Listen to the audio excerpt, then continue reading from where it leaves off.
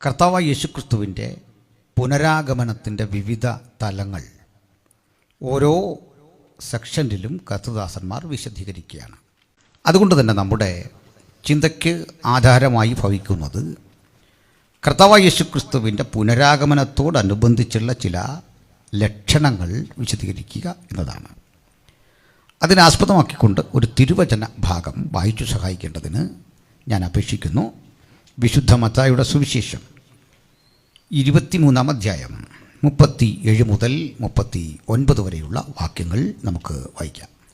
യെരൂശലേമേ, യെരൂശലേമേ, പ്രവാചകന്മാരെ കൊല്ലുകയും നിന്റെ അടുക്കൽ അയച്ചിരിക്കുന്നവരെ കല്ലെറിയുകയും ചെയ്യുന്നവളെ, കോഴി തൻ്റെ കുഞ്ഞുങ്ങളെ ചിറകിൻ കീഴിൽ ചേർക്കും പോലെ നിന്റെ മക്കളെ ചേർത്തുകൊള്ളുവാൻ എനിക്ക് എത്ര വട്ടം മനസ്സായിരുന്നു.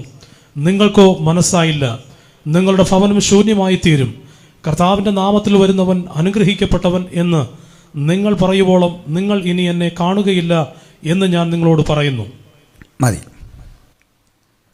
വായിച്ചിട്ടുള്ള അനുഗ്രഹീത ദൈവവചന ഭാഗത്തിനായി ദൈവത്തിന് മഹത്വം. വിശുദ്ധ ബൈബിൾ ലോകത്തിലെ ഇതര ആത്മീക ഗ്രന്ഥങ്ങളിൽ നിന്ന് വിഭിന്നമായിരിക്കുവാൻ അനവധി കാരണങ്ങളുണ്ട്. ആ കാരണങ്ങളൊക്കെ നമ്മൾ പലപ്പോഴും പല സന്ദേശങ്ങളിലൂടെ വിശദീകരിച്ചിട്ടുമുണ്ട്. പക്ഷേ ഇവിടെ പ്രസക്തമായ ഒരു ഘടകം അതോട് ബന്ധപ്പെട്ട് ഞാൻ പറയാം. അത് ബൈബിൾ ഒരു പ്രോഫറ്റിക്കൽ ബുക്കാണ്. ബൈബിൾ പ്രവചനാത്മക സംഭവങ്ങളെ വിശദീകരിക്കുന്ന പുസ്തകമാണ്. ബൈബിൾ ചരിത്രപരമായ സംഗതികളെ അംഗീകരിക്കുന്ന പുസ്തകമാണ്. വിശുദ്ധ ബൈബിളിൻ്റെ ആദ്യ കൃതി മുതൽ മുമ്പോട്ടുള്ള ഏതൊരു ഭാഗം പരിശോധിച്ചാലും ചരിത്ര വസ്തുതകൾക്ക് വിരുദ്ധമായതൊന്നും നിങ്ങൾക്കവിടെ കാണാൻ സാധിക്കില്ല. നമ്മൾ ശിലായുഗത്തെക്കുറിച്ച് പഠിക്കുന്നുണ്ട്, ഇരുമ്പ് യുഗത്തെക്കുറിച്ച് പഠിക്കുന്നുണ്ട്, ചെമ്പ് താമ്ര യുഗങ്ങളെക്കുറിച്ചൊക്കെ പഠിക്കുന്നുണ്ട്. ഇതൊക്കെ ബൈബിളിലുണ്ടോ എന്ന് ചോദിച്ചാൽ ഞാൻ ഉണ്ട് എന്ന് കൃത്യം പറയുന്ന ആളാണ്. അതിന് കാരണമുണ്ട്. ആദമ്യ സന്താന പരമ്പരകൾ അവരുടെ ജീവിതയാത്രയിൽ അഭിമുഖീകരിച്ച ജീവിത യാഥാർത്ഥ്യങ്ങളെക്കുറിച്ച് വിശദീകരിക്കുന്ന ഇടത്ത് തൂബൽ കയ്യിനെക്കുറിച്ച് പറയുകയാണ്. കയ്യിൻ്റെ പുത്രനായ ആ തലമുറയിൽ വരുന്ന ഏഴാമനായ ലാമെക്കിൻ്റെ മകൻ തൂബൽ കയ്യിൻ. അവൻ ചെമ്പ് കൊണ്ടും ഇരുമ്പ് കൊണ്ടും ആയുധം തീർക്കുന്നവർക്ക് പിതാവായി തീർന്നു. എന്താ ഇതിൻ്റെ അർത്ഥം? മനുഷ്യൻ ഇത്തരത്തിൽ ആയുധങ്ങൾ രൂപകൽപ്പന ചെയ്ത് അവൻ്റെ ജോലി ആയാസരഹിതമാക്കുന്ന സംഭവം ലോകചരിത്രത്തിൽ പറയുന്നെങ്കിൽ ബൈബിളും അതൊക്കെ തന്നെ പറയുന്നുണ്ട്. മനുഷ്യനേറെ ഇഷ്ടപ്പെട്ട ആഭരണങ്ങൾ, വിശേഷിച്ച് സ്വർണം, ആ പൊന്നിൻ്റെ ഉൽഖനനം, അതിൻ്റെ വിനിമയം, ഇതൊക്കെ കുറിച്ചൊക്കെയുള്ള മനുഷ്യൻ്റെ അറിവ് വളരെ പൗരാണികമാണ്. അതുകൊണ്ട് തന്നെ ബൈബിളിൽ പറയുകയാണ്, ഏതിൽ നിന്ന് പുറപ്പെടുന്ന നദികളെക്കുറിച്ച് വിശദീകരിക്കുന്ന ഇടത്ത് ഫ്രാത്ത് നദിയെക്കുറിച്ച് പറയുന്നു, അത് ചെന്നുചേരുന്ന സ്ഥലങ്ങളെക്കുറിച്ച് പറയുന്നു, പീഷോൻ, ഗീഹോൻ, ഹിദ്ദേക്കൽ, ഫ്രാത്ത് ഇതേക്കുറിച്ചൊക്കെ പറയുന്നു. എന്നിട്ട് അത് പോകുന്ന ഇടത്ത് മേത്തരമായ പൊന്ന് സുലഭമായി ലഭിക്കുന്നതിനെക്കുറിച്ച് പറയുന്നു. പെട്രോളിയം ഉൽപ്പന്നങ്ങളെക്കുറിച്ച് മാനവരാശി ഗവേഷണം ചെയ്ത് കണ്ടുപിടിച്ചു. അത് ലഭ്യമാകുന്ന അറബി ഭൂപ്രദേശങ്ങളെ ഓയിൽ ഉൽപ്പാദക രാജ്യങ്ങളുടെ പട്ടികയിൽപ്പെടുത്തിക്കൊണ്ട് വൻതോതിൽ അവിടെ നിന്ന് ഓയിൽ ഉൽഖനനം ചെയ്ത് ലോക സമ്പദ് വ്യവസ്ഥയ്ക്ക് മുതൽ കൂട്ടുന്ന വിധത്തിലേക്ക് കാലം വളർന്നു. ബൈബിൾ പറയുന്നു, കീൽക്കുഴികൾ ധാരാളമുള്ള ഭൂപ്രദേശങ്ങളെക്കുറിച്ച്. ചുരുക്കത്തിൽ ബൈബിൾ എല്ലായ്പ്പോഴും ചരിത്രവസ്തുതകളെ അവഗണിച്ചല്ല അത് മുമ്പോട്ട് വന്നത്. എന്നാൽ ബൈബിൾ ചരിത്രം പറയാൻ വേണ്ടി ഉപയോഗിച്ചൊരു പുസ്തകമല്ല. ബൈബിൾ സംഭവങ്ങൾ ആ ചരിത്രത്തിൻ്റെ ഗതി തെറ്റാതെ, ദിശ തെറ്റാതെ കൃത്യമായി അതിനോട് നീതി പുലർത്തിപ്പോന്നു എന്നാണ് ഞാൻ പറഞ്ഞു അതിൻ്റെ അർത്ഥം. വീണ്ടും പറയട്ടെ, ചരിത്രം ഇന്നലെ സംഭവിച്ചു തീർന്നതാണെങ്കിൽ പ്രവചനം അങ്ങനെയല്ല. അത് പറയുന്നത് സാഹസികമാണ്. അതെല്ലാവർക്കും പറയാൻ പറ്റിയതല്ല. എല്ലാവർക്കും പറയാം, പക്ഷേ നിറവേറണമെന്നില്ല. ഒരു പ്രവചനം പറഞ്ഞ് പാളിപ്പോകുന്നത്, നിറവേറാതെ പോകുന്നത്, അത് പറയുന്ന ആളിന് അത് പറയാൻ പ്രേരകമായ ഘടകങ്ങളെപ്പോലും ചോദ്യം ചെയ്യപ്പെടും. അദ്ദേഹം ഏത് ആത്മാവിനാലോ ഏത് നിയോഗത്താലോ പ്രവചിച്ചു എന്ന് ചോദ്യം ചെയ്യും. അതുകൊണ്ട് അതിസാഹസികമാണ് ഒരു പ്രവചനം പറയുക. നമുക്കറിയാം, നമ്മൾ കടന്നു പോകുന്നത് ഒരു പാൻഡമിക് സിറ്റുവേഷനിലാണ്.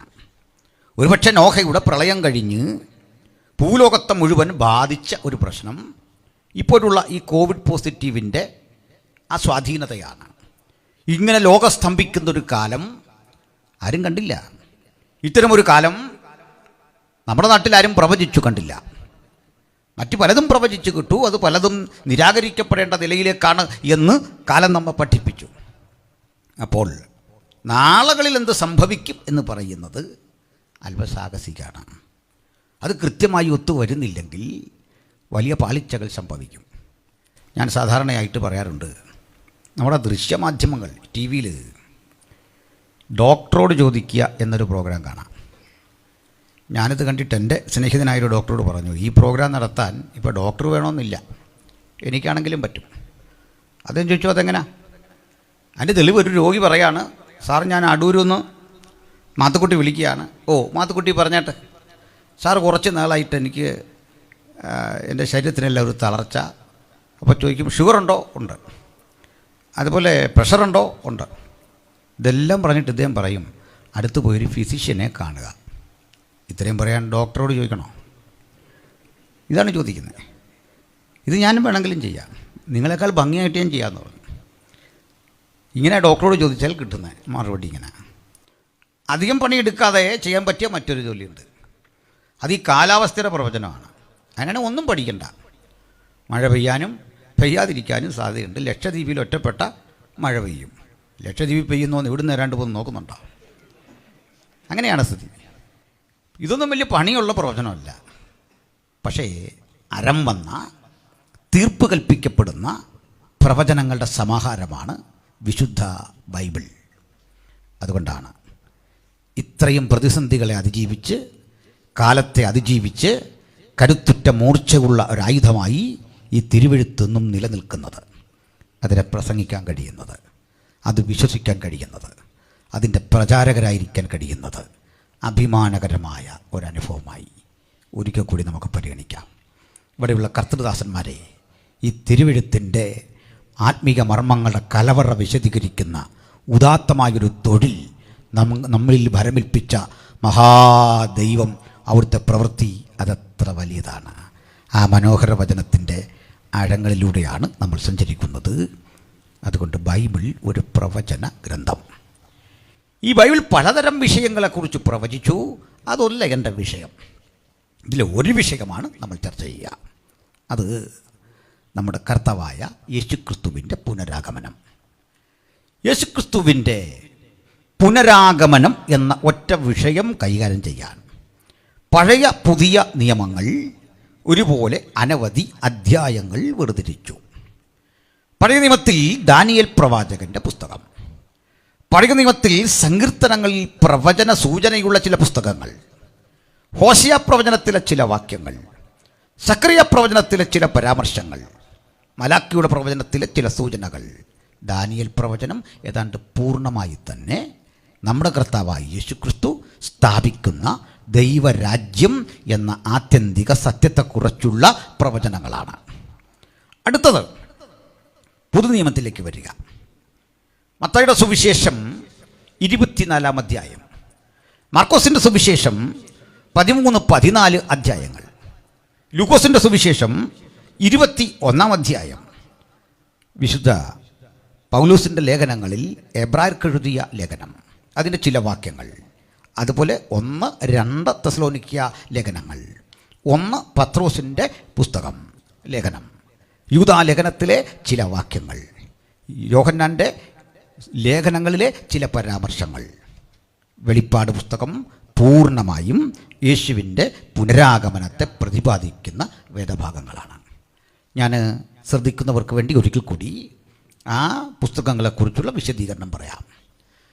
പഴയ നിയമത്തിലെ ദാനിയേൽ പ്രവചനം, സക്കറിയ പ്രവചനം, ഹോശിയ പ്രവചനത്തിലെ ചില വാക്യങ്ങൾ, സങ്കീർത്തനങ്ങളിൽ പ്രവചന സ്വഭാവമുള്ള മശിഹൈക സങ്കീർത്തനങ്ങളിലെ പരാമർശങ്ങൾ, മലാക്കി പ്രവചനത്തിലെ ചില സൂചനകൾ. പുതിയ നിയമത്തിലേക്ക് വരുമ്പോൾ വിശുദ്ധ മത്തായിയുടെ സുവിശേഷം 24 അധ്യായം, മാർക്കോസിൻ്റെ സുവിശേഷം 13-14 അധ്യായങ്ങൾ, അതുപോലെ ലൂക്കോസിൻ്റെ സുവിശേഷം 21 അധ്യായം, ഇനിയും യോഹന്നാൻ്റെ ലേഖനങ്ങളിൽ പരാമർശിക്കുന്ന ചില ഭാഗങ്ങൾ, 1-2 തെസലോനിക്ക ലേഖനം പൂർണ്ണമായും, പത്രോസിൻ്റെ 1-ാം ലേഖനവും 2-ാം ലേഖനവും, വെളിപ്പാട് പുസ്തകം പൂർണ്ണമായും യേശുവിൻ്റെ മടങ്ങിവരവ്, അവിടുന്ന് സ്ഥാപിക്കുന്ന ദൈവരാജ്യം, അതോടനുബന്ധിച്ച് ഭൂമിയിൽ സംഭവിക്കുന്ന വിവിധ പ്രശ്നങ്ങളെക്കുറിച്ചുള്ള വിശകലനങ്ങൾ, ഇതൊക്കെ സവിസ്തരം രേഖപ്പെടുത്തി വച്ചിരിക്കുകയാണ്.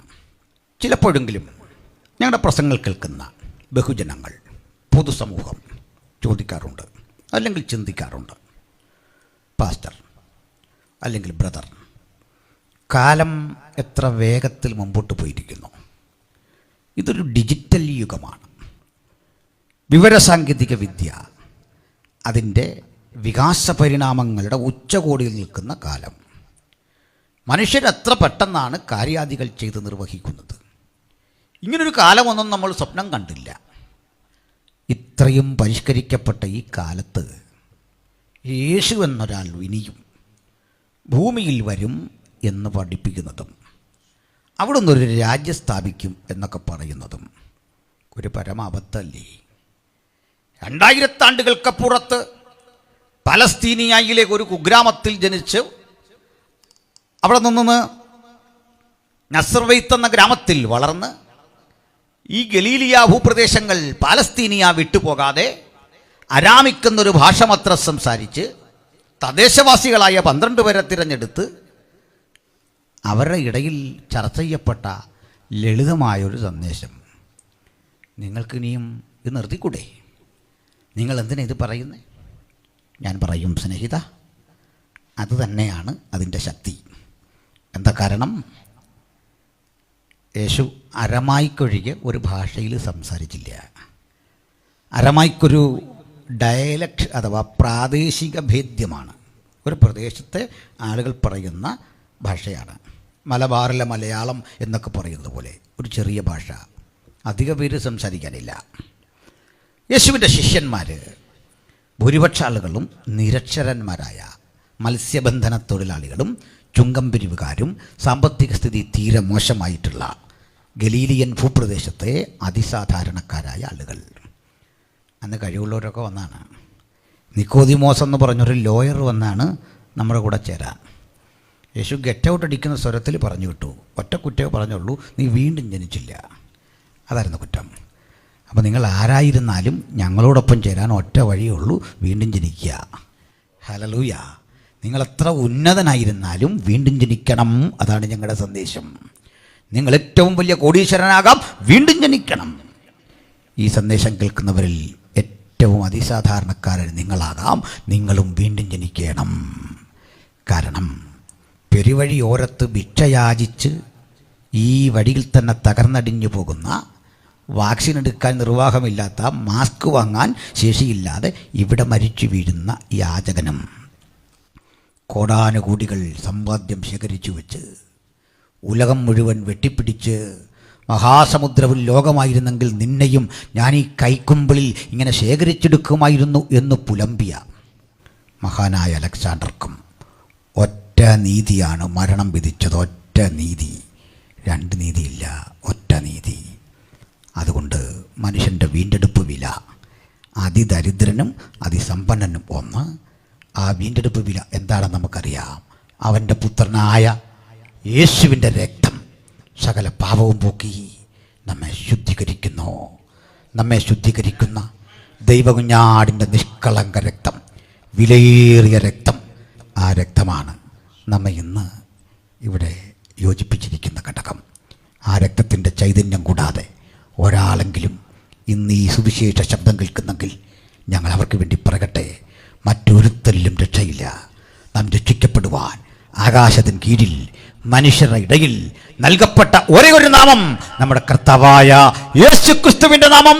ഈ അതുല്യ നാമത്തിൻ്റെ മഹിമയ്ക്കായി നിറഞ്ഞ ഹൃദയത്തോടെ ഞാൻ കർത്താവിനെ സ്തുതിക്കുന്നു, വാഴ്ത്തുന്നു.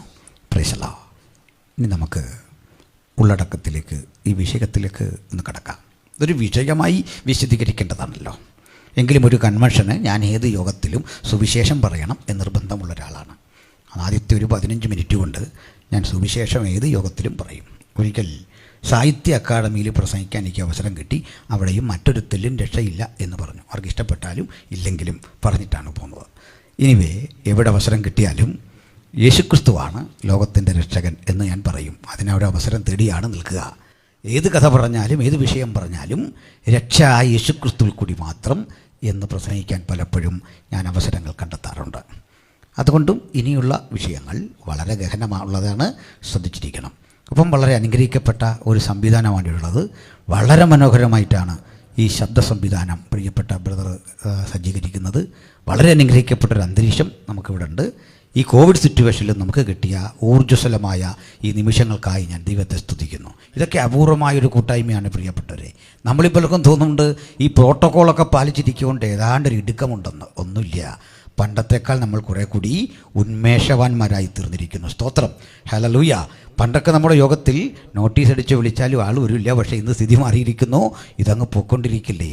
27ാമത് ജനറൽ കൺവെൻഷൻ, ഇനി 100 ജനറൽ കൺവെൻഷൻ കഴിഞ്ഞാലും തീരില്ല. ഇതിൻ്റെ തരംഗങ്ങൾ ഇങ്ങനെ കിടന്നുകൊണ്ടിരിക്കും. അന്തരീക്ഷത്തിൽ മാത്രമല്ല, നെറ്റും ഇതിൻ്റെ ഉപയോഗമുള്ള കാലത്തോളം ഇതിങ്ങനെ കണ്ട് ആയിരങ്ങളല്ല 10,000ങ്ങളല്ല അതങ്ങനെ കണ്ടുകൊണ്ടിരിക്കും. ആളുകൾ കർത്താവിങ്കിലേക്ക് വന്നുകൊണ്ടിരിക്കും. സ്തോത്രം. ഞാൻ സന്തോഷത്തോടൊരു കാര്യം പറയട്ടെ.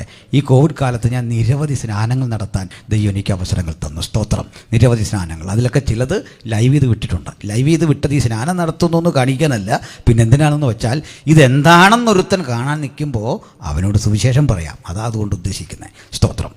നമ്മളൊന്നും നിഷ്ക്രിയരായിരിക്കേണ്ടതില്ല. നമ്മളാരും എന്തോ നശിച്ചു പോയവരെ പോലെ, തകർന്നു പോയവരെ പോലെ ഇരിക്കേണ്ടതില്ല. നമ്മുടെ കർത്താവ് ജീവിക്കുന്നു. Praise the Lord. ഹല്ലേലൂയ. അപ്പോൾ നമ്മൾ വായിച്ച വാക്യം ഇങ്ങനെയാണ്. നമ്മുടെ കർത്താവായ യേശു യെരുശലേമിനെ നോക്കിക്കൊണ്ട് നടത്തുന്ന ഒരു പ്രവചനം. ഒരളവ് വരെ അതിലൊരു ദുഃഖത്തിൻ്റെയും ധർമ്മസങ്കടത്തിൻ്റെയും ഒപ്പം കോപത്തിൻ്റെയും ഒരു സമ്മിശ്ര വികാരം ആ വാക്കുകളിലുണ്ട്.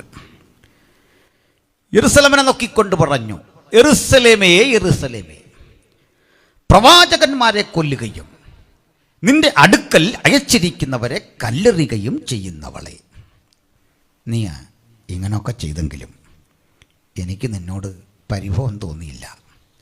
മറിച്ച് ഇതൊക്കെ ചെയ്ത നിന്നെ കോഴി തൻ്റെ മക്കളെ ചിറകടിയിൽ കാത്തു പരിപാലിക്കും പോലെ നിന്നെ സൂക്ഷിച്ചു കൊള്ളുവാൻ, നിന്നെ പോറ്റിക്കൊള്ളുവാൻ എനിക്ക് എത്ര വട്ടം മനസ്സായിരുന്നു.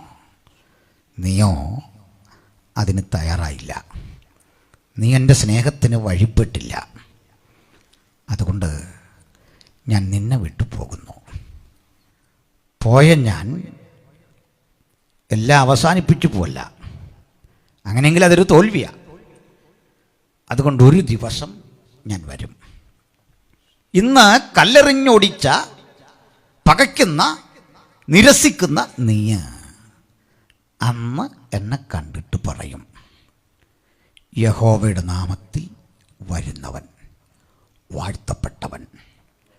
കർത്താവിൻ്റെ നാമത്തിൽ വരുന്നവൻ വാഴ്ത്തപ്പെട്ടവൻ എന്ന് നീ പറയുവോളം നിങ്ങളിനി എന്നെ കാണുകയില്ല.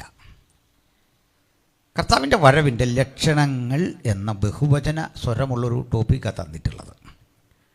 അത് ഈ പരിമിത സമയം കൊണ്ട് പ്രസംഗിച്ച് തീർക്കാനാവില്ലല്ലോ. അതുകൊണ്ട് നമുക്ക് ലക്ഷണം എന്ന രേഖവചനത്തിൽ ചുരുങ്ങാം. കാരണം പരിസ്ഥിതിപരമായ ലക്ഷണമുണ്ട്, ആത്മീയ ലക്ഷണമുണ്ട്, രാഷ്ട്രീയ ലക്ഷണമുണ്ട്. നമ്മൾ അതിൽ ചെറിയ ഒരു വിഷയം മാത്രമാണ് പരാമർശിക്കുന്നത്. അതാകും യുദ്ധം. പ്രിയരേ, ഇവിടെ ഒരു കാഴ്ച കണ്ടു. കർത്താവ് പറയുക, നിങ്ങൾ എന്നെ ഇനി കാണുന്നത്, ഇന്ന് കല്ലെറിഞ്ഞൊടിക്കുന്ന, നിരാകരിക്കുന്ന, നിരസിക്കുന്ന നീ ഒരിക്കൽ പറയും, യഹോവയുടെ നാമത്തിൽ വരുന്നവൻ വാഴ്ത്തപ്പെട്ടവൻ. പുതിയ നിയമത്തിൽ യഹോവ എന്നില്ല, കർത്താവ് എന്നേ ഉള്ളൂ. അതിന് കാരണം വേറെയാണ്. അതൊന്ന് തുടങ്ങിപ്പോയാൽ അതിനൊരു മണിക്കൂർ വേണം. അതാണ് കാര്യം. എന്തുകൊണ്ടത് വന്നില്ല? ഒറ്റവാക്കി പറയാം, യഹൂദന് യഹോവ എന്ന് വിളിക്കാൻ പേടിയാണ്. അവൻ ആ നാവ് കൊണ്ട് വിളിക്കില്ല. അതുകൊണ്ട് വീര്യം കുറഞ്ഞൊരു പദം ദൈവത്തെ വിളിക്കാൻ അവൻ കമ്മ്യൂണിക്കേഷന് വേണ്ടി ഉണ്ടാക്കിയിട്ടുണ്ട്. അത് അദോനായി എന്നാണ്. അദോനായി.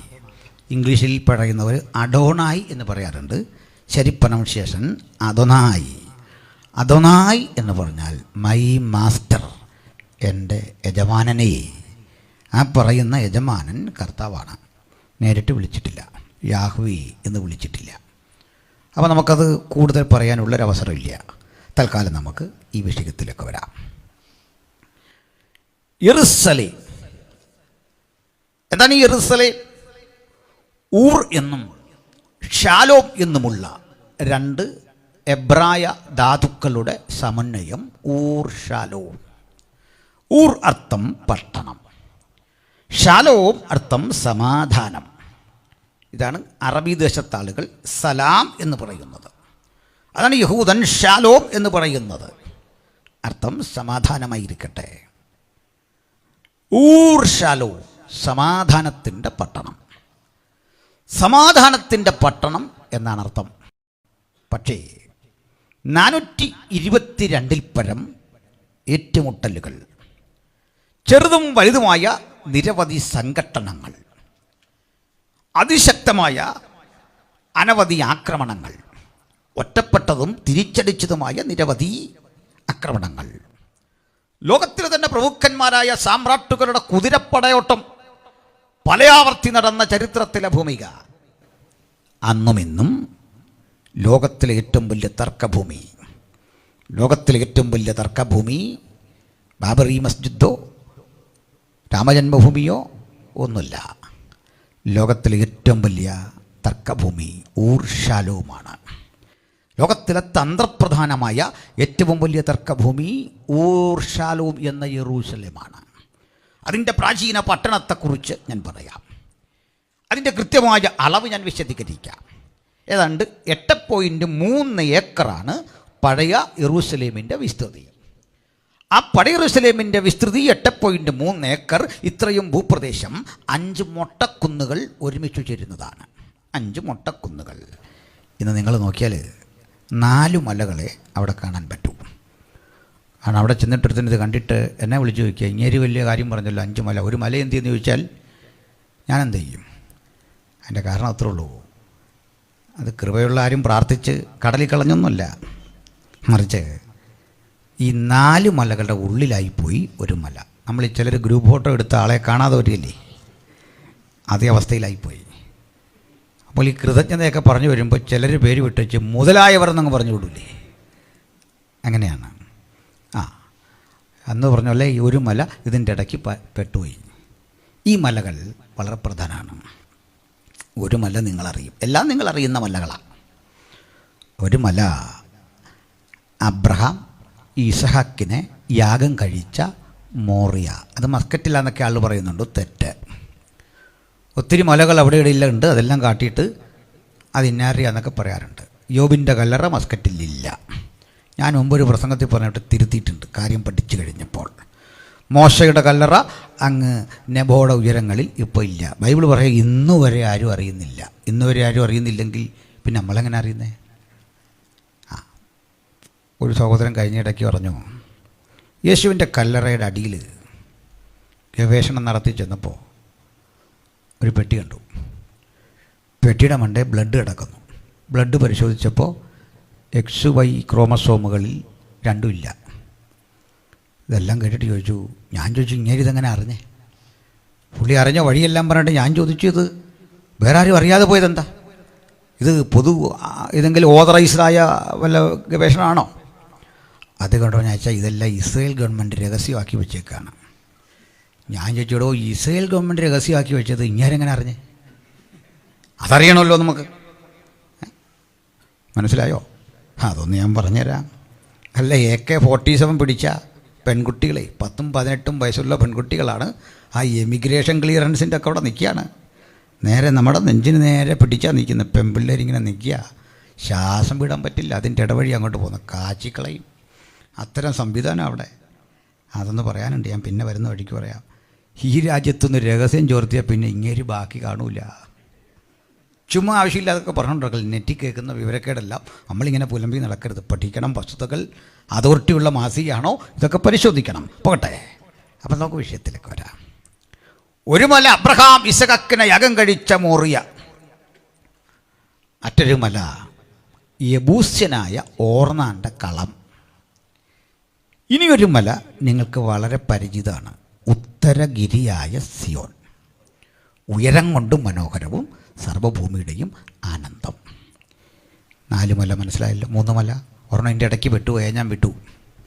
അല്ലെങ്കിൽ തന്നെ ഈ കോളേജിലൊക്കെ ഒരുത്തിനെ അറിയണമെങ്കിൽ ഒന്നി നന്നായിട്ട് പഠിക്കണം, അല്ലെങ്കിൽ മഹാ ഉഴപ്പനായിരിക്കണം. ഇതിൻ്റെ ഇടയ്ക്കുള്ളവരൊന്നും വേണ്ട, അതാണ് കാര്യം. അതാണ്. ഇനിയുള്ളൊരു മല ലോകത്തിൽ തന്നെ ഏറ്റവും പ്രസിദ്ധമായൊരു മല, പക്ഷെ ചെറിയ മലയാണ്. ആ മലയുടെ പേര് നിങ്ങളറിയും, കാൽവറി എന്ന ഗോൽഗൊത.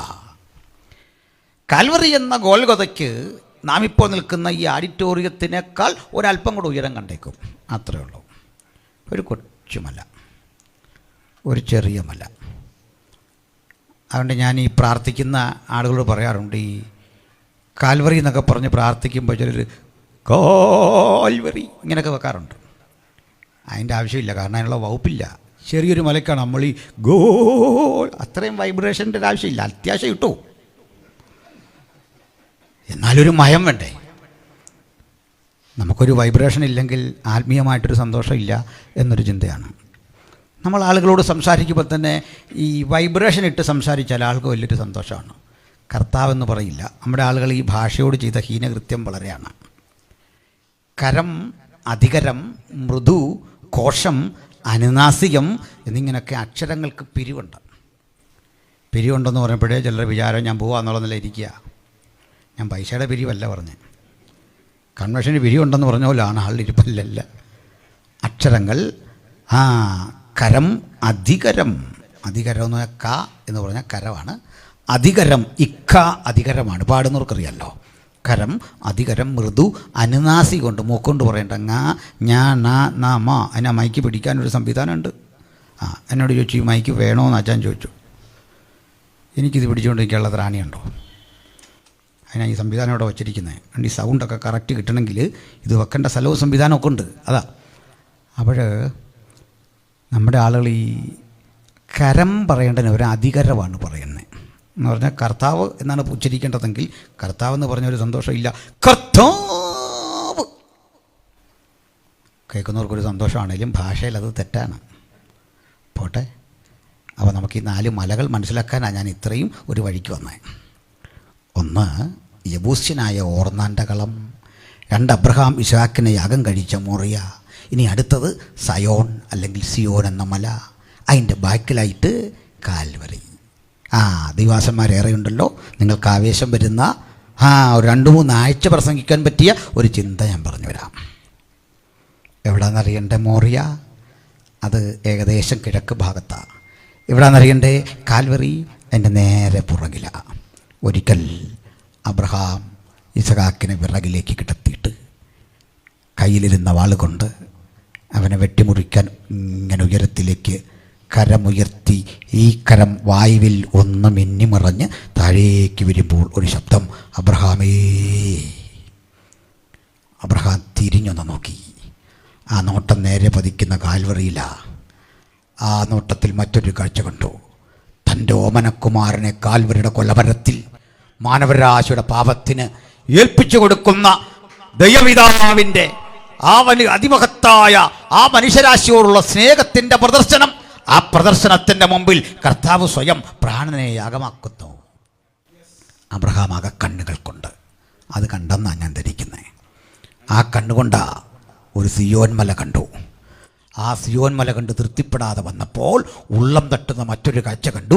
ദൈവം ശില്പിയായി നിർമ്മിച്ചതും അടിസ്ഥാനമുള്ളതുമായ മറ്റൊരു മഹാനഗരം. ആ നഗരത്തിലേക്കുള്ള അബ്രഹാമിൻ്റെ യാത്ര, അവൻ്റെ കൊച്ചുമക്കളുടെ യാത്ര ഇന്നും തുടർന്നുകൊണ്ടേയിരിക്കുകയാണ്. ആ മഹാപ്രയാണത്തിൻ്റെ ഭാഗമായിട്ടാണ് 27ാമത് ജനറൽ കൺവെൻഷൻ ഇന്ന് രാത്രി ഇവിടെ നടക്കുന്നത്.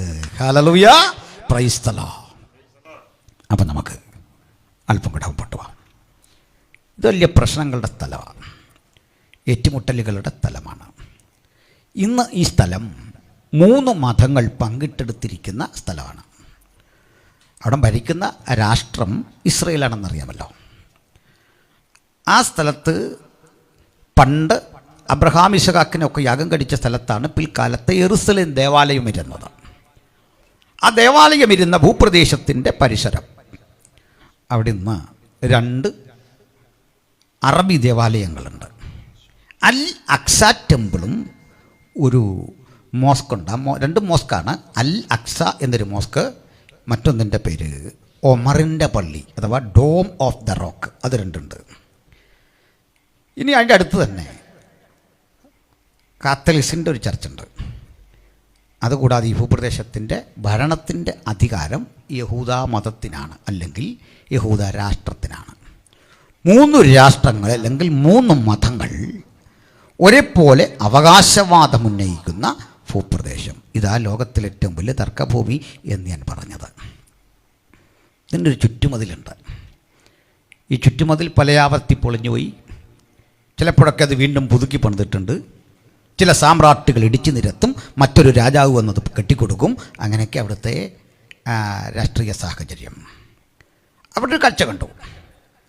ഇവിടെ ഈ ചുറ്റുമതിലിൽ കിഴക്ക് ഭാഗത്ത് ഒരു വാതിലുണ്ട്. അത് അടഞ്ഞു കിടക്കുകയാണ്. യെരുശലേമിൻ്റെ കിഴക്കേ വാതിൽ അടഞ്ഞു കിടക്കുകയാണ്. ഇന്നടഞ്ഞൊന്നുമല്ല, കാലങ്ങൾക്കപ്പുറത്ത് അടഞ്ഞതാണ്. ഞാനിന്ന് രാത്രി വചനം പ്രസംഗിക്കുന്ന ഈ സമയം വരെ അത് തുറക്കാൻ ചങ്കൂറ്റമുള്ള ഒരുത്തനെയും കണ്ടില്ല. ആരെങ്കിലും ഉണ്ടെങ്കിൽ ഇനി സമയമുണ്ട്, തുറക്കാം. മനുഷ്യൻ അതിശക്തമായ ആയുധങ്ങൾ കണ്ടുപിടിച്ചു, വലിയ കോട്ടകൾ ഇടിച്ചു നിരത്താൻ പാകത്തിനുള്ള യന്ത്ര സാമഗ്രികൾ കണ്ടുപിടിച്ചു, ബുൾഡോസറുകൾ കണ്ടുപിടിച്ചു. പക്ഷെ കാലം ഇത്ര കഴിഞ്ഞിട്ടും യെരുശലേമിൻ്റെ കിഴക്കേ വാതിൽ തുറക്കാൻ ശക്തിയുള്ള ഒരുത്തനെയും കണ്ടില്ല. അതിങ്ങനെ അടഞ്ഞു കിടക്കുകയാണ്.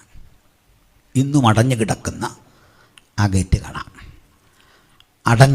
അടച്ച് സീൽ ചെയ്ത ആ ഗേറ്റിൻ്റെ പേര് ഗോൾഡൻ ഗേറ്റ് എന്നാണ്. സുവർണ വാതിൽ, യെരുശലേമിൻ്റെ കിഴക്കേ വാതിൽ.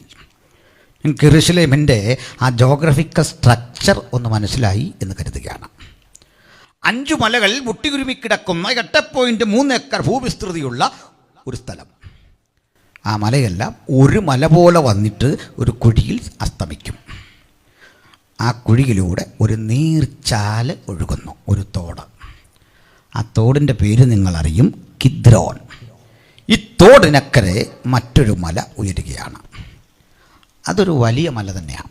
ഇപ്പോൾ പറഞ്ഞ പോലെ മൊട്ടക്കുന്നല്ല, ഒരൽപ്പം വലിയൊരു മല. നമ്മുടെ നാട്ടിലൊക്കെ കാണുന്നത് പോലെ, കേരളത്തിലൊക്കെ കാണുന്ന തരത്തിലുള്ള ഉയരമുള്ളൊരു മല.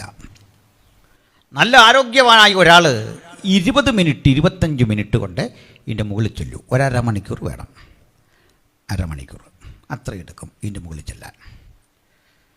അപ്പോൾ ഈ മല നിങ്ങൾക്കേറെ പരിചിതമുള്ളതാണ്. അതിൻ്റെ പേര് ഒലിവ് മല എന്നാണ്. അപ്പോൾ യെരുശലേമിനെയും ഒലിവ് മലയും തമ്മിൽ വേർതിരിക്കുന്ന അതിരിൻ്റെ പേര് നിങ്ങൾ മനസ്സിലാക്കി, കിദ്രോൻ. ഈ കിദ്രോൻ കടന്ന് നമ്മൾ ആദ്യം ചെല്ലുന്ന സ്ഥലം ഒലിവ് മലയുടെ ഇങ്ങേ ചെരുവ്, അതിൻ്റെ പേര് ഗത്സമേന. ഗത്സമേന കടന്ന് അതിൻ്റെ മുകളിലെത്തിയ ശേഷം നമ്മൾ അങ്ങേ ചെരുവിലേക്കൊന്ന് ഇറങ്ങുക. അതും വളരെ പ്രധാനപ്പെട്ട സ്ഥലം, ലാസർ പാർത്ത ബെഥാന്യ. യെരുശലേമിൽ നിന്ന് ഒരു ശബത്ത് ദിവസത്തെ വഴി ദൂരം, ഏകദേശം 1 മൈൽ ദൂരം. അതാണ് ഒരു ശബത്ത് ദിവസത്തിൽ നടക്കാൻ അനുമതിയുള്ള ദൂരം. ഏകദേശം അത്രയും അകലമാണ് ഈ പറയപ്പെട്ട സ്ഥലം. ഇത്രയൊക്കെ പറഞ്ഞ് എന്തിനാണെന്നറിയണ്ടേ? യേശു ഒരു ദിവസം ഇവിടെ വന്നു, യെരുശലേമിലേക്ക്. അത് ദേവാലയമുണ്ട്. ദേവാലയം കൊണ്ട് സോളമൻ പണി കഴിപ്പിച്ചു. സോളമൻ പണി കഴിപ്പിച്ച ദേവാലയം നെബൂഖദ്നേസർ കൊള്ളയടിച്ചു. നെബൂഖദ്നേസർ കൊള്ളയടിച്ച് തകർത്തത് കാലമേറെ കഴിഞ്ഞപ്പോൾ കോറശിൻ്റെ കാലത്ത് അത് വീണ്ടും പുനർനിർമ്മിക്കപ്പെട്ടു. ആ ദേവാലയത്തിലേക്ക് നെബൂഖദ്നേസറിൻ്റെ കാലത്ത് നിന്നും 70 ആണ്ടുകൾ കഴിഞ്ഞപ്പോൾ ദൈവമക്കൾ തിരിച്ചു പലായനം ചെയ്തു. നെഹെമ്യാവിൻ്റെ കാലത്ത് മതിൽപ്പണി നടന്നു.